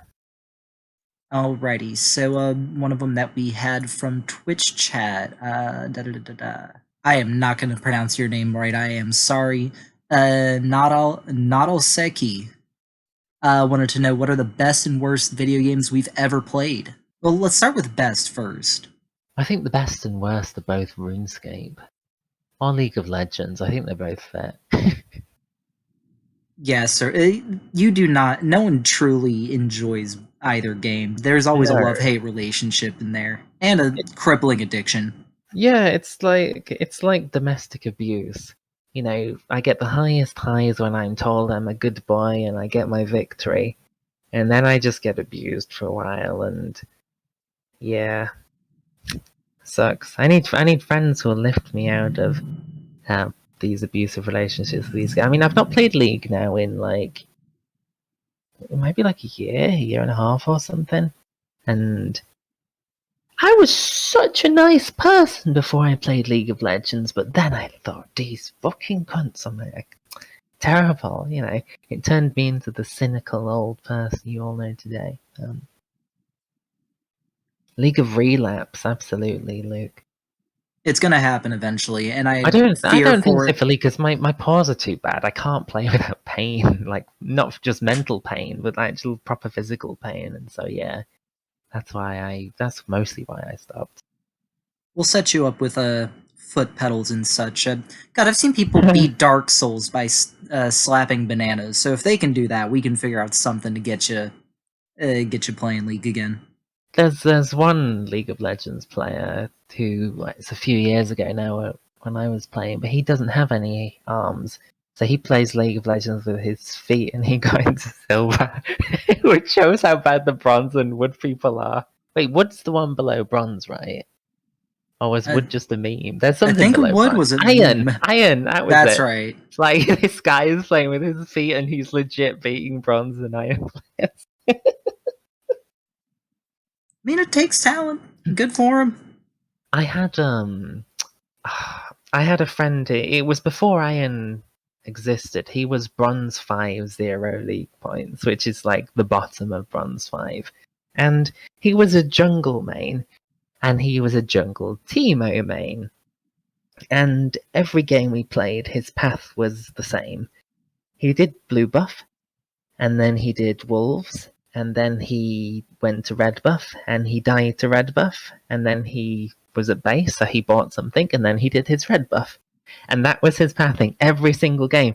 And I said to him, like, you know, if you just based after wolves, you would be able to buy and then go and do your red, and you wouldn't have the extra time of going to red, dying, and then running back. But he got like really offended and upset with me. He's like, I know how to jungle. I know what I'm doing. I've played Teemo for 3 years. I only play Teemo. So, you know, I got used to it. It was sort of I play mid, and so about 3 minutes 15, it was always executed. So I'd be like, okay, yeah, he's at red. Know where my jungler is now. Oh God. Crazy. Oh, Yeah. the same guy. We were blue team. For those of you who don't play, blue team starts at the lower left, and it's red team or purple team starts at the upper right. And one time we decided we were going to invade. We were 5 pre-made. So we went to the enemy's half of the map, and the enemy weren't there. So we were like, okay, we're not going to invade. We're just backing off. But he forgot what team we were on, and so he tried to retreat to the enemy's base and just died to one of their towers. That is a very, very special individual. Bronze 5-0 league points. He was Oh my awful. god. I'm surprised he had the He patience. played for so many years. Like, how can you play for so long and still be so fast? There's got to be something fundamentally wrong with their thought process. He was a software engineer. Oh no. The one I knew in real life. So I had to be like kind of slightly nice about it too. Poor guy. I hope that he's finally out of bronze or that he quit that godforsaken game one. I don't know if I've not spoken with him in years now, but yeah, oh my god. I guess for me, best game I've played. I'm sorry, I'm one of those people. I really think Undertale is like one of the best games I've ever played. Do you really? Wow. So simple. I mean, it's a very simple game. When you do the genocide route, the gameplay is actually like really impressive. I do enjoy it. I cried multiple times, especially in my first playthrough. So I don't think I've ever had a game before that actively made me cry during it. So if you can get that much of an emotional reaction out of me, you got to be doing something right. Interesting. So are you quite into, like, do you go for sort of the core mechanics, or do you go for more the story or graphics? What's your sort of number one thing you look for in a game? I mean, generally it's gameplay. For the longest time, I really didn't play a lot of games that weren't hyper competitive. There was always something I was sinking a bunch of time into. But once I had the opportunity to, well, not necessarily the opportunity, but just the mindset that I could play things that weren't hyper competitive. I mean, I don't have the time to get really good at games anymore, so I got more time to relax. Yeah, Undertale was one of the first in that period of time and killed me emotionally. Interesting. Albert Husky wanted to know what are some furry video games that you would recommend, and he recommends Winds of Change. Isn't that Zelda? No, that's Breath of the Wild. Oh, okay. Yeah, I don't. I play very few games. I don't play any furry games. Well, I don't really play any furry games. There was one game called Trickster Online. It was a Japanese Korean import MMO, and I was a lion in that. I'd say I was a lion. I was a human who had lion ears and a lion tail. That's about as furry as games get for me. He was a really cool character. He was a gunner lion, which he's like, he just shoots guns at people, and it's like a top down anime looking ish game, but he's really cute. Just like the big monster, and I go pow pow pow pow. Well, I don't really play a lot of furry games either. There's Super Animal Royale. That one's a lot of fun, especially if you grew up playing 2.5D or top down flash shooters. It's very reminiscent of that. I own Angels with Scaly Wings, which I've heard is quite good. I've not played it myself, but everyone I know who's played it, it has like the highest remarks for it. You have to like visual novels, though. Speaking of visual novel, tease a few guys. We're actually making a visual novel at the moment, which will be a furry one. Ooh, super duper hyped. Yeah, for real. I love FE has so many cool projects going on, like all the time. So many talented people just making loads of cool shit. Really neat. Someone said, "When are we going to get the Raid Shadow Legends ad?" I think that's some Twitch thing. I don't know exactly what it is. But they left afterwards. For a long time, and they still do it. They just pumped millions and millions of dollars into having sponsored portions in gamer videos or Twitch streams. So before, like, every video it was, but first, a moment from our sponsor, Raid Shadow Legends. Right. Every single one. Someone that one of my mutuals on Twitter is relatively popular on Twitch, and they were just offered, like, $1,500 to stream it for an hour. What, to stream? Oh, is it a game? Yes. Interesting. Not a very good one, but... What's it, like a MOBA or something? Speaking of Twitch, we have 46 people watching our podcast. That's so cool. Hi, everyone. Usually we only get like 20. Oh, it's the Furcon. You know that we're going to have a whole bunch of cuties coming in. Yeah, it's really nice, though. I can't believe you guys got up so early. Like, poor bastards. I pity you, and I feel for you. Hello, random user. Nice to see you. Nice to meet you. Was there anything else from the cute audience, the floofus? We've got a bunch in speaking suggestions. Let me, Are there any sort of quickish ones we can quick nab out? one. Let's have a look. See. Okay, question for Simba. If you had to leave Britain, would you end up in mainland Europe, Americas, or the land down under? So I guess you're not allowed to go to Africa or Asia. Sorry, half the I world. if I had to choose one, it's difficult. There are a few countries which I'm sort of equally torn between. Basically, any Scandinavian ones, so Norway, Sweden, Finland, which aren't really mainland Europe. Canada, potentially. Iceland, also potentially. So yeah, they're pretty much what I'd consider. They have to be either native English speakers or their education system allows them to pretend to be native English speakers, which Scandinavia pretty much does. I like political systems that aren't too fucky. Like, I would never want to live in America because what the fuck is your politics? I wouldn't want to live in Australia because what the fuck is your weather and why is everything trying to kill me? I think that the way that Scandinavian countries treat their populations are really decent. They just seem like they care, which most countries don't. Even in jail, for example, in Norway, internet is considered a basic human right. And we had a debate about this like 3 years ago, an official Furry Valley debate where we talked about should internet be a basic human right. This is something I feel really strong on because I'm an educator. I feel that in order to have, in the modern world at least, access to sufficient educational means, you need the internet. And so it absolutely has to be a basic human right. And so there's a quote I like. I can't remember who originally said it, but it's basically you should judge a society by how they treat the worst people rather than the best. And the way they treat the prisoner people, the way they treat homeless people in these countries as well, or new parents, they have really good provisions for them. So yeah, those countries are the ones I'd want to live in. Yeah, good choices. 100% agree.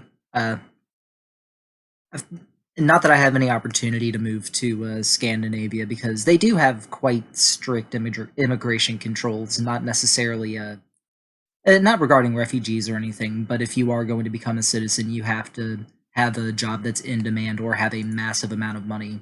But if I did have the opportunity, I do think that A, I like cold weather. B, people generally leave each other alone in public. They're very quiet people. And yeah, just seems like a generally good place to live. They take care of Good you. English. They speak English.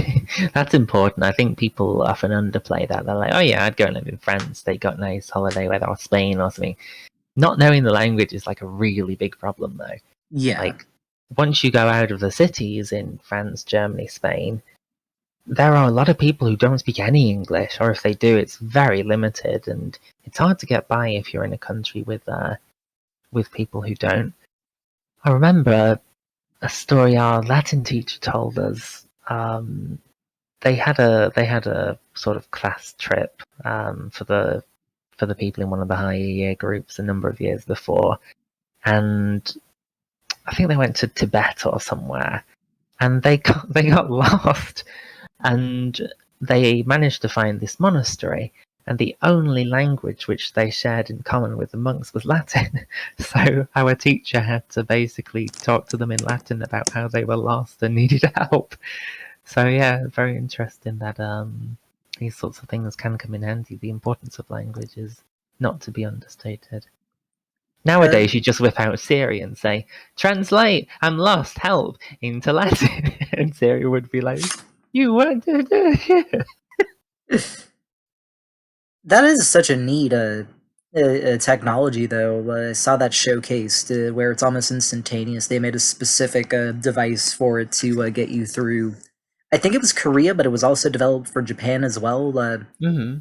And while if you are going to be in a place long term, several years or the rest of your life, I do believe that you should make an active effort to try to learn the language of that country for no other reason than it'll be easier to get around, to integrate and such. But especially for people who are traveling and just want more exposure to culture, to suddenly be able to communicate with a whole group of people that you would never ordinarily have the opportunity to communicate with is super duper cool. Yeah. I do worry though that people will eventually just not bother to learn each other's languages for themselves because they'll just rely on their phone. I mean, we see this already with mental arithmetic. The amount of people who, 6 times 5, they get out their fucking phone is depressing. And the reason why that's so troubling to me in a linguistic sense is because learning a language is, as much as anything, about immersivity. You can never really understand a culture and what's meaningful to the people who speak that language unless you have had that immersivity, and it's really hard to get that without knowing the language yourself. And so, okay, you can talk to them, but you can't connect with them. It's much the same as in English. You can talk with someone, but it don't mean you have a connection with them. You just understand what you're saying. It don't mean you're listening or you sort of connecting or feeling what they're saying. There's no empathy, which is hard to develop with a different language. I mean, it's not just hearing it be said, but hearing it said in their words. So many things get lost in translation, a lot of implications, a lot of deeper meanings. I mean, I do speak enough Spanish to get by at work, at least. I know what I need for my job, but sometimes I get asked very specific questions that I don't get. And I had a Hispanic customer come in one day and he was looking for something and I didn't understand. So he pulled out his phone and it said, "I'm looking for the little pills." Oh no, Viagra? As it turns out, he was looking for Tic Tacs. Because no! There's just not a proper word for that unless you...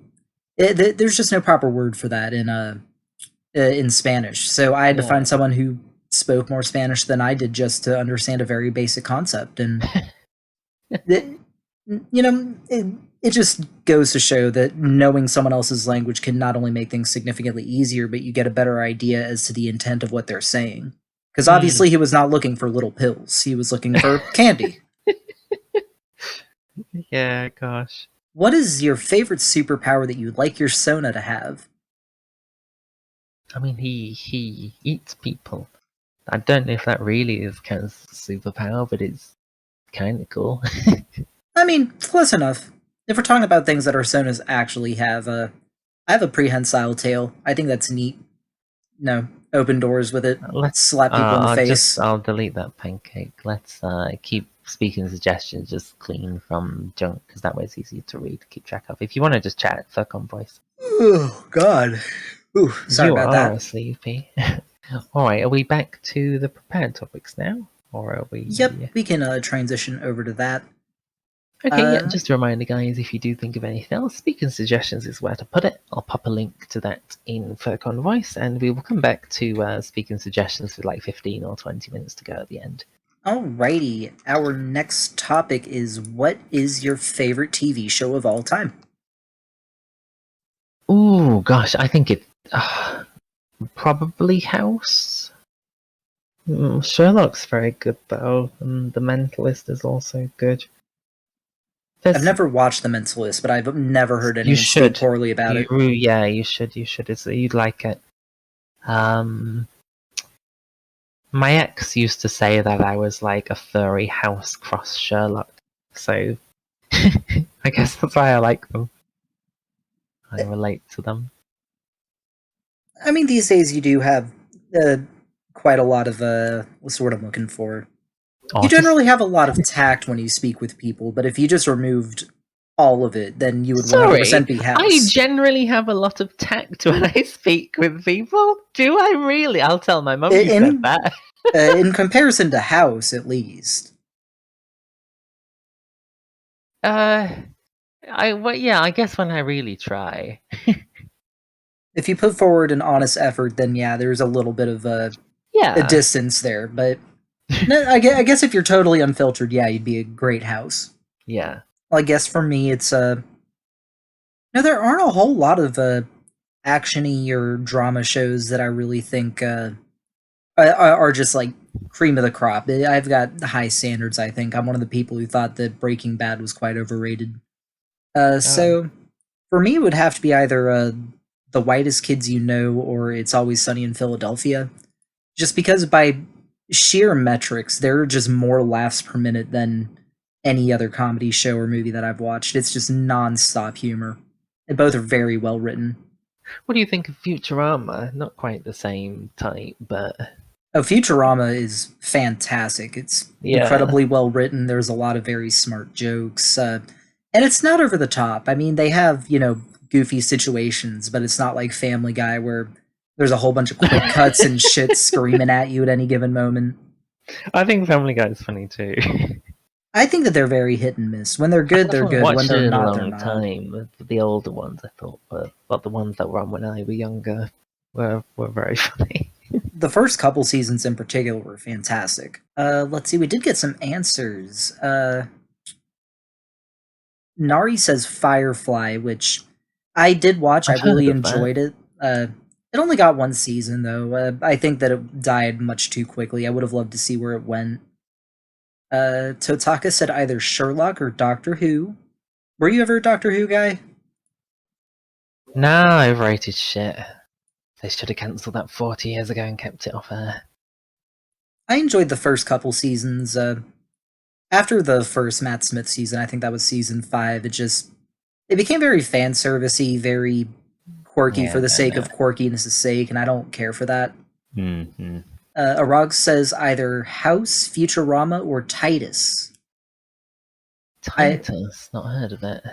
Let me I'm look it up. vaguely familiar with it, but I've never watched it.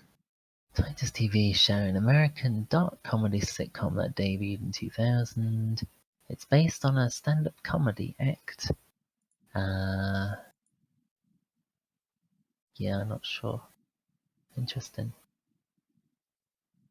Oh, thank you so much, Miles, with the gift sub. Much love. Oh, much appreciated there, cutie. Albert says Big Bang Theory. Yeah, Sheldon. That's kind of me as well. I'm more Uh, socially aware than he is, for sure.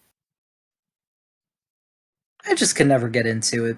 I mean, if for no other reason than, I mean, A, I just don't care for the humor all too much, and B, it's not a group of people I want to watch. They don't seem to like each other or have any fun. It's all just a very toxic environment, and if I wanted that, I'd just spend time on Twitter.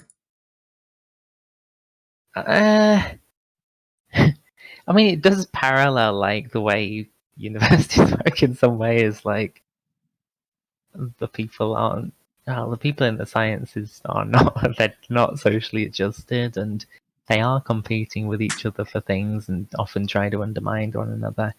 Not a particularly nice environment, but taking a comedic spin on it can sort of relate to it, and I'm like, yeah, okay, I get it.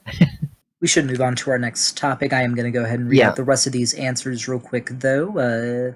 CJY says Freaks and Geeks. We have Big Bang Theory again, Buffy the Vampire Slayer. We've got Friends. Oh, Sarah Michelle Gellar, yes, please. Oh, she's fabulous. Chicago Fire, and I don't know if that's supposed to be Chargo or Chicago Med. Not familiar with either. Doom Bunny says King of the Hill, great taste. Our next topic, this one is more politics. Should political parties be required to be unbiased in the democratic selection of its candidates? So essentially, So they're electing people to a party to then be elected. This is silly. I mean, It's essentially, this came from a lawsuit that said that the Democratic National Convention was not working in the best interests of its constituents because they were biased throughout the electoral process, and the DNC's argument was, well, we're a private company. We can be as biased as we want. So, obviously, from a legal standpoint, they're absolutely right, but should this be accepted? yeah, absolutely. It must be. Um, it's up to the people who run a party to select the people who they feel best represent their party. We saw this. This was best highlighted recently in the UK when we had leadership elections for the Labour Party, and a lot of new people joined the Labour Party just so that they could vote in the leadership election, because that's the way the Labour Party works, is partially based on that. So they all voted for Jeremy Corbyn. And what was widely thought, and still really is widely thought, is that it wasn't people who just like Labour who just decided they wanted to vote for them. It was a load of Conservative voters who were like, Jeremy Corbyn is completely unelectable, let's vote him to be the Labour leader, and it worked. So, yeah, this can really be abused, and so it absolutely should be done by the people who have that party's interests in mind to choose the candidates. It'd be crazy to have it democratically done, and look at the Labour Party now. What a shambles. And they only have themselves to blame because their system is silly. Too easy to abuse. I do think that you've made a case there. Maybe it's a little different in America because we have a much larger voting population. But I don't see as enough people going into that as bad faith actors just trying to get the worst candidates selected. But not only that, I feel like because people are so passionate about the people they would like to see elected, that they wouldn't give up their opportunity to vote for the candidate that they want more from their own party. I mean, isn't this the primaries thing, though? So you guys have primaries where anyone at all can go and stand, basically, and be like, okay, I'm going to go and debate on this stage with 40 other people, and one of us will be the Democratic candidate. So it looks pretty open to me. Uh, The DNC will get behind whichever one of those is doing the best, and that'll be their candidate. Because if people are voting for them, the DNC's leadership will be like, okay, that's the one people like, let's choose them. Why would they choose one who was doing crap? So, yeah, okay, you need some sort of money and backing and to be known to some degree in order to be able to stand on the stage, but it's not like it's just one or two people to choose from at that point. it And is there worth are a men- vast array of different kinds of Democrats on that stage. Or I Republicans. wouldn't go that far. I mean, Really? Look at someone like Bernie Sanders compared to some of the more right-wing Democrats on the stage, or even the Republican people. Look at Donald Trump compared to some of the more left-wing Republicans. There's a huge array. uh, those were outliers, though, being Bernie, Trump, I guess Ryan But and that's what Williamson. if you But have 40 people, the furthest right and the furthest left by definition are outliers. You take any group of 40 people, there'll always be one who seems very far right and very far left, because that's quite a number of yeah, people. but That the shouldn't rest be. are largely just varying shades of beige and all very close to one another at that. I would not say that there's a wide array of people to choose from when at best they disagree on like one or two things and Well, not. that's what being Democrat in America is. You have your core things which Democrats unshakably like and vote for, much like Republicans have their core thing. Like, you'd never get a Republican candidate who's like, lol, abortion's cool, because that's just not a Republican thing. So it shouldn't surprise you that you have so much homogeneity in your candidates when there are so many things that you can't compromise on in both parties. And that's why you should basically just dismiss all of that because you expect it. It bears no relation to the process. You should only be looking at the different parts. Which, okay, yeah, they might have 37 things in common, but the three things they don't have in common, let's think about those things. That's what actually matters. Because you're going to get the same 37 things with all of them anyway. Because that's what being a Democrat in America means. It's just the way your system works. So if you wanted to change this, you're almost you don't want democratic selection of candidates. You want to change what it means to be a Democrat and change what it means to be a Republican. You want to redefine those terms so that people can stand meaningfully on those stages for those parties and not just be laughed off because he only agrees with 34 of our 37 core policies. How could we ever vote for him? It's just silly. I guess if anything, while I still believe that this is to some extent an issue, it's more so an issue with the system itself, where we have two parties that have shoehorned a very specific set of a very specific platform where there is little room for variation, and instead we should be looking at ways that either A, expand what the party represents, or B, allows for more parties to be represented in a meaningful way. People don't want. Look, if you're going to choose a president, you typically want someone who you kind of know is going to be roughly the same as what you currently got. Trump is probably the only exception that we've seen in a very long time in America. And I think that's just because you guys were so sick of everything that you just thought, fuck it, and just spite voted almost in a lot of cases. But, I mean, you even look at someone like Bernie Sanders. He still lines up with the other Democrats on most of your core things, yet he's seen as unelectable. So you can't really change much more than that and still have a hope of being elected. So why would it make any sense, even if you could democratically choose I mean, they wouldn't get chosen. If Bernie isn't being chosen by the Democrats to stand, then why would someone even more crazy or crazy in more ways be chosen? They just wouldn't stand a chance at the election. And surely, why don't you trust the people who lead the party to choose the candidate who has the best chance more than random electorate? Because the people who own the party have a vested interest in winning the election. To the random voters, most Americans are going to be fucked and poor regardless of who's in power. So it don't matter that much to them. They don't, either way you're screwed. And this is why most people are completely disincentivized by politics, because they just feel like, well, I get fucked either way. I won't bother voting. I'll just vote randomly.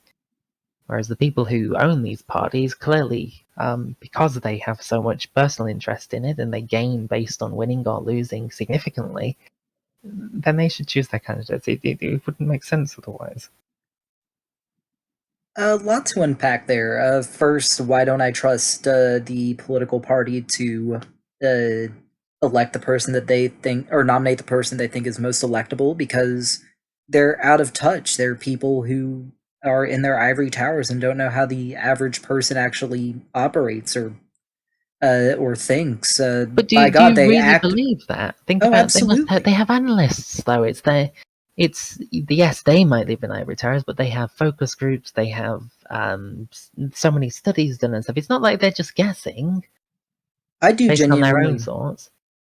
I genuinely believe that just about anyone on the Democratic stage in 2016 would have beaten Trump, but and we know for a fact that the DNC actively rigged things in Hillary's favor. Hillary was the worst potential candidate, probably in recent history, as far as people who could actually be taken seriously as a candidate. I So, don't think that's true. If you really think a woman with 40 years or whatever of experience in the highest positions is less credible than half of the lunatics on that stage, that's not fair. there's been The, a 20-year long smear campaign against Hillary Clinton. What it but comes down. that doesn't mean she's incapable, though. No, I Just don't think she's because incapable as a president. I just mean she was not a good. She was not a very electable president. she would have been elected if that email smear thing hadn't come out, and the head of the James Comey, the head of the FBI at the time, should not have done that, and he admitted later on he was very wrong to do that. That's the only reason she lost. Even with all the smear against her, she would have won without that. So you could sort of say the FBI gave the election to Trump in a way. I Which don't agree with that narrative either. She lost in key states that she never campaigned in, and by wide margins. The emails thing did not cause a 6% swing in Michigan, or it. What was it? A eight what was percent the what in was the Pennsylvania. score? What Uh, was the seats electorates in 2016? I Electoral can't remember. College 2016. It was 304 to Trump for 227 to Hillary. Hillary Right, lost so that like she needed to like split 3 states then. yes. Yeah, I don't know. I mean, and if you switch 2% in 3 states, it seems plausible. I don't know. You could speculate forever on this sort of stuff, I suppose, but I think a lot of are you really going to vote for someone you don't know to be your president? Like, okay, we could name 10 candidates from each party, sure, but the average person couldn't. Are you really going to elect someone to be president who you've never heard of? Obama was elected, and he was a two-term junior But, senator for a state that right, most people aren't very yeah, familiar with. right, but Obama was a massively charismatic speaker, and he got very prolific very quickly. Most of these people on their stages at these primaries weren't like that. They're the people who, okay, you give them 30 years in the House and Senate, okay, they might become well known enough that people on the street would recognize them and know who they were. But they didn't have that sort of X factor of I can speak to you and now you know who I am in one go that Obama did. So that's just him being an outlier. It's normal for most people to take 20, 30 years to become well known enough. It's similar to Boris Johnson in the UK. Everyone knows who Boris is because he's so remarkable. Not necessarily in a good way. He's just He remarkable as a plays the media person. well. He made Yeah, sure that people knew who exactly. he was. He gets noticed. He speaks in a way that people remember him. You look at those candidates on these primary stages on both parties. You don't remember them. They're not memorable, and so they wouldn't get voted for. We've been on this for quite a while. Do we want to move on Yeah, to our next one? yeah, that'd be a good idea. All right. So our next topic, will the metaverse be the foundation of the future, particularly when it comes to augmented reality? So, for those of y'all who are not aware, this is something that the Facebook company, which is now known as Meta, is trying to develop. It looks largely like Second Life, but they are also trying to. They've partnered with one of the major countries in South Korea, most likely Seoul, as well as one of the large Chinese countries where you go through your day-to-day life, but now you've got a whole bunch of anime characters walking around with you and animated displays in grocery stores. Do you think this is a quirk or a passing fancy, or is this something that you think might end up being is something that we'll see in our day-to-day lives?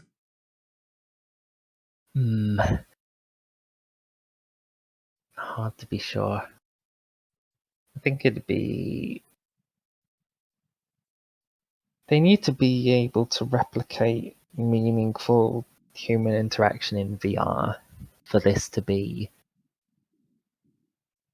plausible, and they also need to make the cost so much lower. Yeah, I don't think this is feasible currently. And there's also got to be, why would people choose to do this over just real life? That's a hard sell as well. Like, okay, I understand that furries, yeah, okay, we'd like this sort of shit. But, like, my mum, why would she goes to McDonald's and has a coffee with her friends, and she's not going to just go on some VR thing and be like, okay, we can meet up in VR. And no, yeah, I don't see the sell. Most normal people, they think VR is quirky and cool, but they don't live in VR. Well, just to clarify, this is not a virtual reality. This is augmented reality, where you would have some sort of apparatus, be it glasses or goggles, or So you're currently, I not think you thinking watch some it. sort of Ready Player One type thing. No, it's you Ah, okay. remember when Google Glass was supposed to be a thing? So you mean sort of like, you have glasses and it overlay, like you look at someone and it tells you their name and their occupation, like some things about them and stuff. That sort of thing's what you mean, is Yeah. it? Yeah, I mean, that sort of thing I could believe. Um, at the end of the day, why do people spend $500 on phone? Because they feel that the phone adds enough value to their life that it's worth it. So if people feel that they're getting that much value from whatever this is, some set of glasses or whatever, then yeah, they'll probably buy it. People like new technology and gadgets and shit, but I think Yeah, plausible. I could believe this. I think that if this were to become mainstream, we'd see phones being phased out because you just, you I don't know if you'd speak to your glasses, but you'd interact with them in some way. Yeah. Maybe they could listen to your brainwaves or something at this point. That's emerging technology as well. It's quite scary in itself, but I could see this happening. Speaking of the brainwave thing, even about 10 years ago now, there was a really cool paper I read. And what they did was, it was a very simple experiment where the people, they were hooked up to electrodes and stuff, and they had to choose between three options. And the system would monitor their brainwaves while they were doing this task. And then afterwards, they were asked to do the task again. And the system knew which they were going to choose before they chose, which I thought was very cool. So it's obviously very simplistic. Okay, which of the left, middle, or Yeah. right, which are they going to choose? But for a computer system 10 years ago to be able to meaningfully parse brain activity into figuring that out is very neat. And you think we've come a long way since then in what we can do.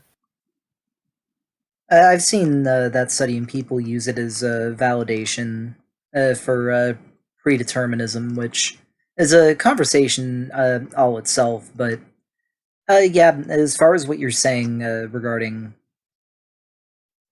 how we'll interact and the likelihood that we'll see this become more widespread, I think the biggest case here is, like you said in the beginning, when you thought that we had framed this as virtual reality. There's got to be a big enough selling point to get people interested, to make people want to bog down what they're seeing with a whole bunch of extra stuff, quote unquote. And a lot of the advertisements that I've seen for these programs, particularly the one that's just been launched in China, is it seems to just be a bunch of ways to buy things. It's all about extra stuff that you can see in stores, having a virtual staff member who can help you with things. Right. Which, cool little quirk, but do I really want that? When I go shopping, I want as little in my way from getting what I need as possible. Yeah, you don't want the assistant to come over. Sorry, sir, can I help you? No, leave me alone, please. And obviously, it'll be able to do more than that. Pull up people's information if they are themselves connected to this system, which, kind of creepy, but also uses being able to know someone's name before you actually introduce yourself, have an idea about them. I'm sure that you'll be able to pull up Wikipedia articles about things if you see them and aren't familiar with them. But it's a massive change. I mean, to go from seeing real life to seeing what someone has kind of faked you into thinking real life looks like. It's a big jump, and I don't think most people are going to feel comfortable doing so. Yeah, but do you really think how we've spoken in the past about how people don't live anymore? They're like a passenger in their own life because their phone lives for them, their mobile device lives for them. It tells them what to do, tells them when to do it. They just look at apps and life just sort of happens around them and they get through the day and that's just it. So is it really that much more outlandish that we could have glasses that essentially we observe life happening to us through these glasses, and it tells us what to do and suggests things and aids us in inverted commas? Yeah. I mean, again, I think that there's a lot of potential there. I think that a lot of people will find it interesting. I don't think I can say that, at least not for the next couple decades, will it just be the way that society functions. But I do think we'll see a lot more, especially metropolitan cities, try to jump on this, because there's a lot of work to develop all of that. To be able to turn a whole city into an alternate reality, it's bonkers to think about. But I mean, if you're going to have and that's another thing, the quality has to be high. If they just slap the same assets on, every store, every storefront, every building you go into, people are going to get quite tired of it quite quickly. There's got to be care taken in it. You want to feel like it's not. You want to make it. It should feel like your world, but enhanced, as opposed to your world, but with stickers all over with it. corporatization. Yeah. Yeah. So, people had shit phones for a while, and eventually the phone became better, and people had shit overpriced VR headsets for a while, and eventually they still buy them. If people are easily dupable to buy new versions of something if they're sold it by the proper marketing. So yeah, I don't think it. You might seem like you have to hit the mark first time, but Yeah. I'm sure you'll get a lot of people who buy it anyway. I mean, we did try this once for the Google Glass. Maybe this is the new and improved quote unquote version that will really set things in motion. Yeah, some things sort of come a little bit before their time, and you learn from the mistakes they made, I guess. Oh, right. Want to move on to our next topic? Mm-hmm. Okay, this one was another one left over from before as well. What to you is the most annoying instrument? Oh god, brass instruments are all fucking annoying, just loud noise machines, hate them. Drums are annoying. Anything loud and just anything that just spews noise is shit, basically. You really hate all brass instruments? I love the saxophone. Yeah, don't like. I mean, if I had to choose the least shit brass instrument, it'd probably be saxophone. But it's still shit. It's just too loud. You don't need that much noise from an instrument.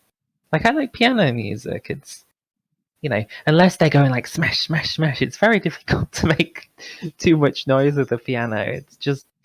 It's peaceful, it's ambient. If I could go to a restaurant and comfortably eat a meal while communicating with people at my table and have some music in the background, those instruments are the ones that I find acceptable. Anything that prohibits me from doing that, I probably don't want to be anywhere near. And that's perfectly reasonable. And I really think of it the same way. My answer would have been. My answer would be drums. And mind you, drums are necessary for 90% of music, but I went. My fraternity in college had a lot of music majors. The music major was quite popular in my college altogether. So even with those training pads, those things are loud as fuck when you're trying to, take a nap, work on something, and people are studying for their exam and they're not going to go to the practice rooms. Yeah. Or by God, our marching band practiced on one of the fields that were nearby where I lived, and nothing came through like A, the trumpets, and B, the freaking drums. And it would when you've got 30 people playing bass drums, it'll rattle your windows, and oh my god, did it piss me off. Yeah. I mean, I answered this question from the perspective of in a live setting, like in an actual, if I'm listening to music, then yeah, a lot more instruments are okay. But yeah, live setting, fucking drums, fucking brass shit, fuck right off. The trumpet's definitely up there for me as well. I mean, especially since trumpets have just so little range. You can play a handful of notes, it's all in the same squealy pitch. Yeah. If I hear someone trombone's the same, just ugh. I think trombones are fun. They get a little bit of a buy for me because they're novel. You're not going to see a lot of people busking on the side of the road with a trombone. That's super funny though. I did see one when I went to a gaming convention long time ago, and apparently it's very popular for street performers over there. And there was one man just going at it with that trombone, and it was neat to watch. But in that same vein, it's still a trombone; it can only do so much. All right, want to go to our next topic? Yes. And this is the last one that we had planned. Then we'll go to our audience suggestions. Once more, folks, if you put your questions in Twitch chat or you put that in speaking suggestions on Discord, we'll get to that immediately after this here. Don't be shy. We will answer absolutely anything as long as it's safe for work. This one was another cute one. I think this is a good one to finish our list with. If you had a warning label, what would yours say? Mouth operates faster than brain. What about you? Ooh. Maybe something like warning, brain likely to have too many tabs open. I am very bad about that. If I've got a lot going on in my life, my mom always referred to it as spaghetti brain because it's like you've got a train on a track of spaghetti, and every once in a while you got another noodle that's getting ready to come up, and the train just might decide to take that turn. But it's not two strands of spaghetti; it's a whole bowl of spaghetti. There's no telling where that train's going to end up. What about you guys in the audience? If you had a warning attached, what would it be? Fox Buddy posts a picture of a hamburger bun. That's definitely a warning label there. Don't be shy, guys. I'm sure that y'all have something you feel like you need to warn us about before we start to get to know you. Warning, might burst at any moment. I can relate to that. I respect that. Aesel says his warning is, please be patient. Oh, we got an Aesel. Hey, Peto. He gets a love heart. Musiki says, I'm gay, stay away. Dropping I'm bars gay. there. He comes and harasses me. That's not very nice. Yeah, it's not very nice. It's not very true either. But, it don't matter what's true. If you say it on the internet, people believe it. Woo! Absolutely. He's gonna DM me now and be like, oh my god, Simba, can't believe you told people that I do that in your DMs. That can wait until after the con. We are both way too busy to be dealing with Musicy right now. I wasn't gonna say that. Oh, we love We Musicy. love Musiki, we really do. Is he even? I know he's in the call, but I don't know whether he's. I don't know where he is. He's in Furcon voice. Oh, I'm in Furcon General. Piss. Oh, no wonder they weren't making sense. Oh, hi, Musicy. Nari Nice says, to see a warning, this bean is either hyperactive and zoomy or no energy with no in-betweens. you. Yeah, I feel that. I'm very much the same way. I run at 110 or 0, nothing in the middle. Fox Buddy says, stay back or I'll DM you memes to death. Soda would like you. I'm sure he's got quite the collection of dank memes. Gplay says, may stop responding at any point. Oh, I feel that, Miles. Warning, please don't touch, grab, or yank my tails.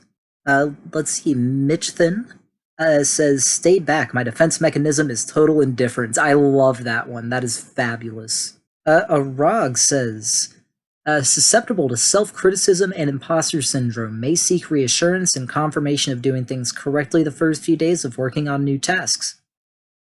Yeah, imposter syndrome is really difficult to get over. I still deal with it from time to time. There's nothing wrong with looking for a little extra assurance.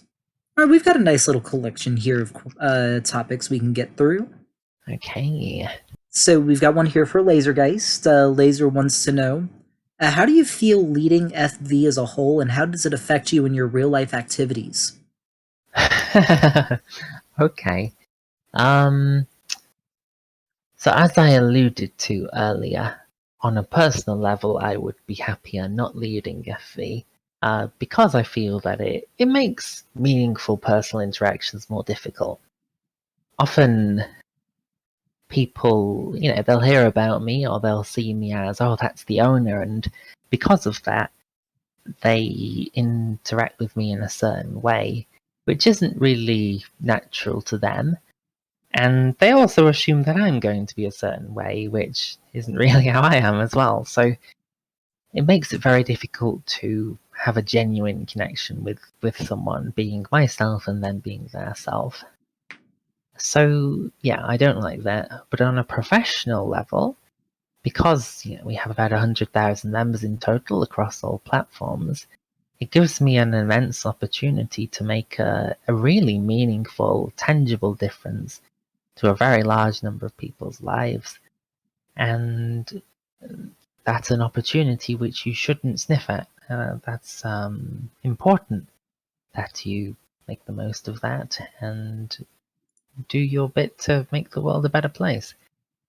So that's that's pretty much how I see it. I'm willing to sacrifice personal happiness and such so that I can create a better future for many people who don't have that sort of thing for themselves, much like I didn't when I was younger. And so how does it affect me in my real life activities? Okay, so the last time I sort of full-time, full-on worked was 3.5 years ago. I did my final lectures I ever gave were February 2019, so nearly 3 years ago now. I was doing some sort of part-time stuff between the summer of 2018 and Feb 2019. But yeah, since then, all I've been focused on really is FV. I initially was planning on taking a year off from summer 2018 to summer 2019, and at which point I figured, okay, FE will just run itself at that point, but FE got big, and I weren't expecting that, so yeah, I've been doing that since. So yeah, it's had a massive impact on real-life activities. Now, fortunately, when I was a younger adult, I was conscientious and saved up as much as I could, and so I don't really need to work at this point. I have enough to get by. I don't waste money on frivolous shit, so I can dedicate properly to FV. But when you compare to my most recent real job, I was making about $100,000 a year. So that's what I'm giving up to run it, plus the personal stuff to run FV. So that's what value you guys have to me. Don't ever think that Simba's doing this because he has to or because he's got no other choice. No, Simba's doing this because it really matters to me on a personal level to make a difference to people. So yeah, that's sort of how I feel and how it affects me. But I'm happy. Don't ever think that I'm here held against my will or anything like that. I'm here because I choose to be, and I wouldn't. I chose this. I wouldn't go back to my old job getting 100,000 a year because I like FE more, and what my life matters more here. I guess it goes to show, if anything, that, and we've talked about this before, being, having notoriety, being popular, being in charge of things, it doesn't necessarily make your life better by default, but if it's something you enjoy, then it can certainly be worth it, but it's not all sunshine and rainbows. It comes with its downsides. Yeah, absolutely. Another one from Laser. Laser wants to know, what are our thoughts on newer Disney animated movies regarding their 3D appearance instead of more 2D appearances like Lion King or I guess anything else in the past? So there has been very little 2D animation in theater movies. Is that necessarily is it a good thing, a bad thing, or is it just the zeitgeist at the moment? I mean, with that, I don't have any real interest in movies or such, so I haven't watched any recent Disney movies and don't plan to. Well, I guess what I would say then is we saw it with the 16 to 60, the shift from the 16 to the 64-bit generation of video games. 3D became just all the rage. There were very few 2D games at that point, with the exception of some very basic platformers, largely on Nintendo consoles. More than anything, it is a tool to be used as opposed to an upgrade or a downgrade. I think that there's a lot of things that can be done in 2D animation that can't be done in 3D. Obviously, it can still be portrayed in some way in 3D, but it won't have the same effect. It just comes down to personal preference and the style that you're going for. I think that the fact that everything seems to be in 3D these days is to be expected. I don't really have much of an issue with it, but I would like to see them branch out more and do more traditional 2D style animation, just because there's a quality to it that makes it quite endearing. Mm-hmm. Our boy Sergeant Yeet wants to know, what is our opinion on fursonas? Furls are my number one choice. They're cute. Not really much of a... I don't have much of a personal opinion about them. I think for a while it was just the go-to, well, I'm not going to be a fox or a wolf, so I'll be a fulf because hybrids are unique.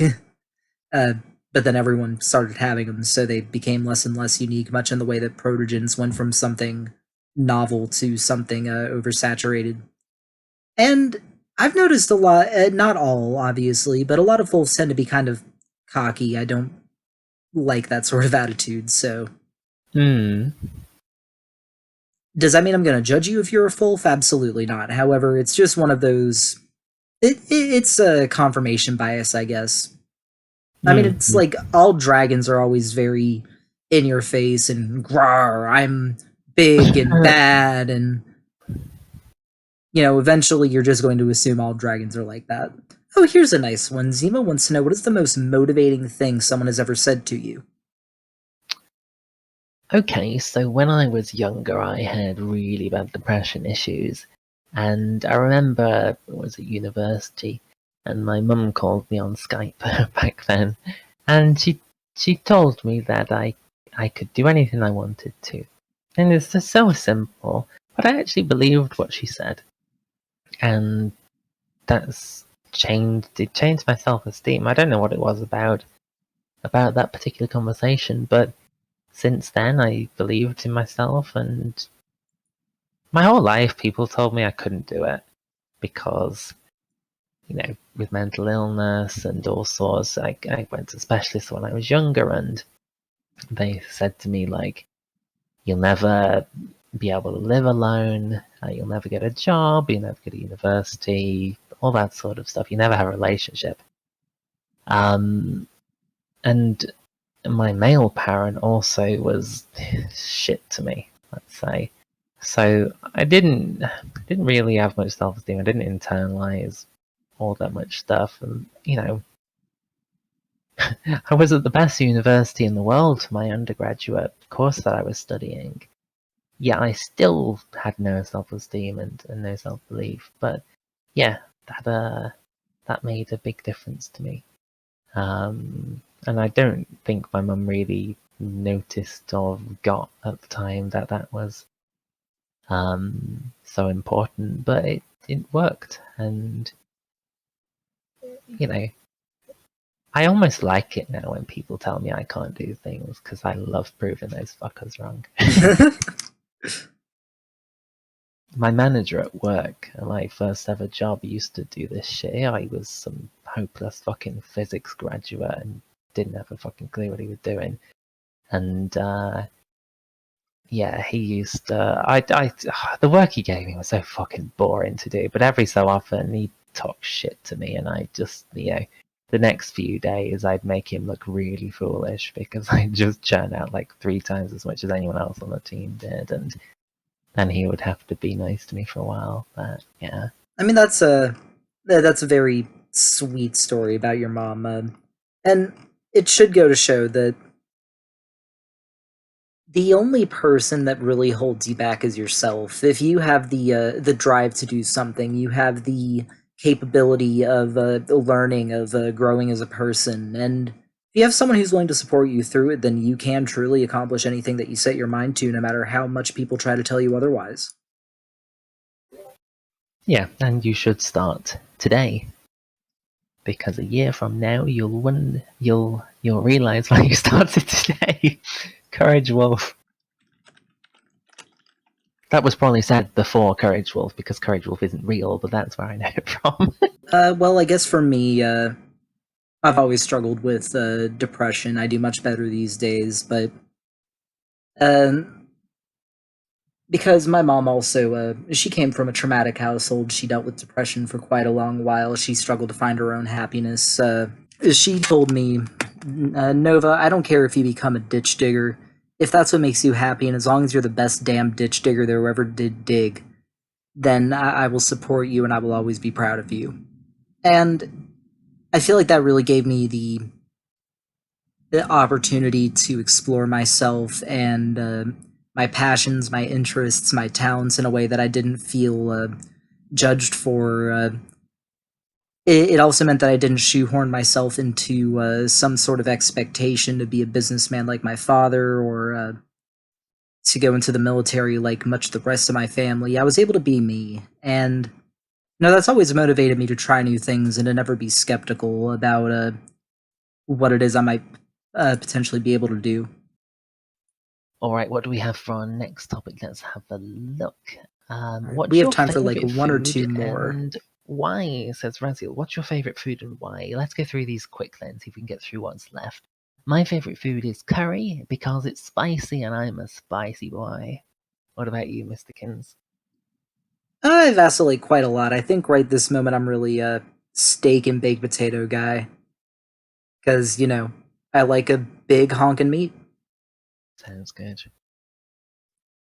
We've got from German Gamer, sleep, marry, or kill from the admin team. Usually you're meant to give us 3 people. The admin team has rather more than 3 people. So I suppose choosing between the entire admin team, who to sleep with, who to marry, and who to kill. God. That's really hard. I think kill... I'm not going to name any names, but there are a couple of admins who are really rather unacceptably lazy. And if by kill you mean kick off the team, then yeah, those are the sort of people I would do that to. Or just give a sharp jab in the butt with. Yeah. Sleep with. I don't know. I think if we're including senior members, maybe Lombax, Narfox, whatever he goes by nowadays, probably the one to sleep with. And marry, of the admins, who would I marry? I think Aurora would be the most practical choice. She's got the same sort of no shit attitude I do, and I think, we're both asexual. We wouldn't get in each other's way, and yeah, we live close together in real life. It never happened, but I think that, I'm gay, but I think that probably is actually a really practical choice. Yeah, I could see that. Well, What about I don't know. you? Oof. Well, I do not want to kill any of my fluffies because you're all my children's and I love you equally. God, who of the... I think Mary's going to be easier than sleep with. Who do you think complements your sort of style quite well? I've got to think of whose ego am I willing to stroke today. What about marrying Hoosie? I think you would go quite well with Hoosie because he minds his own business, very polite, keeps himself. He's not crazy kinky, and it's like you only need one person in the household who can do the DIY. You can do fluffy Nova things, he can do techie things. So between you got different. I think that would work out, wouldn't it? I think we could play well to each other's strengths. I don't know. I don't think I could do a shy boyo. I need someone who I need someone I can stand behind while my significant other yells at the cashier for not, or the So you want to be the woman after all this? You want to be the God? It makes things easier. We don't have very many admins who are sort of in your face. Zavis, Aurora. If we count senior members, I think I'd do well with Lunau. As a marry thing. Yeah. We got good rapport. Okay. I can see it, yeah. What about sleep with? Now we're going to find out what Noah's into. The chat has I'll go with silent. Let's go with Zavis, just because as long as he respects my nose, then we're good, because I know that man is open-minded, we'll say. Interesting. Alright, 2 questions left really quick. What would be the first thing we'd do if we became our fursona? I would probably look at my paws and think they're pretty hot and have some fun. What about you, Nova? Take lots of pictures, probably start an OnlyFans, make my tail is hundreds of thousands of dollars from desperate furries. And Laza asks, how many languages have we learned? So I know English fluently, I know French and Japanese reasonably well, and I know little bits of German, Latin, and Russian. What about you? I'm pretty good at that whole English thing. I can do conversational Spanish, though my vocabulary has dwindled over the years. Tried German, wasn't very good at it. Tried Russian, wasn't very good at it, and I can say all of one prayer in Hebrew, and that's about it.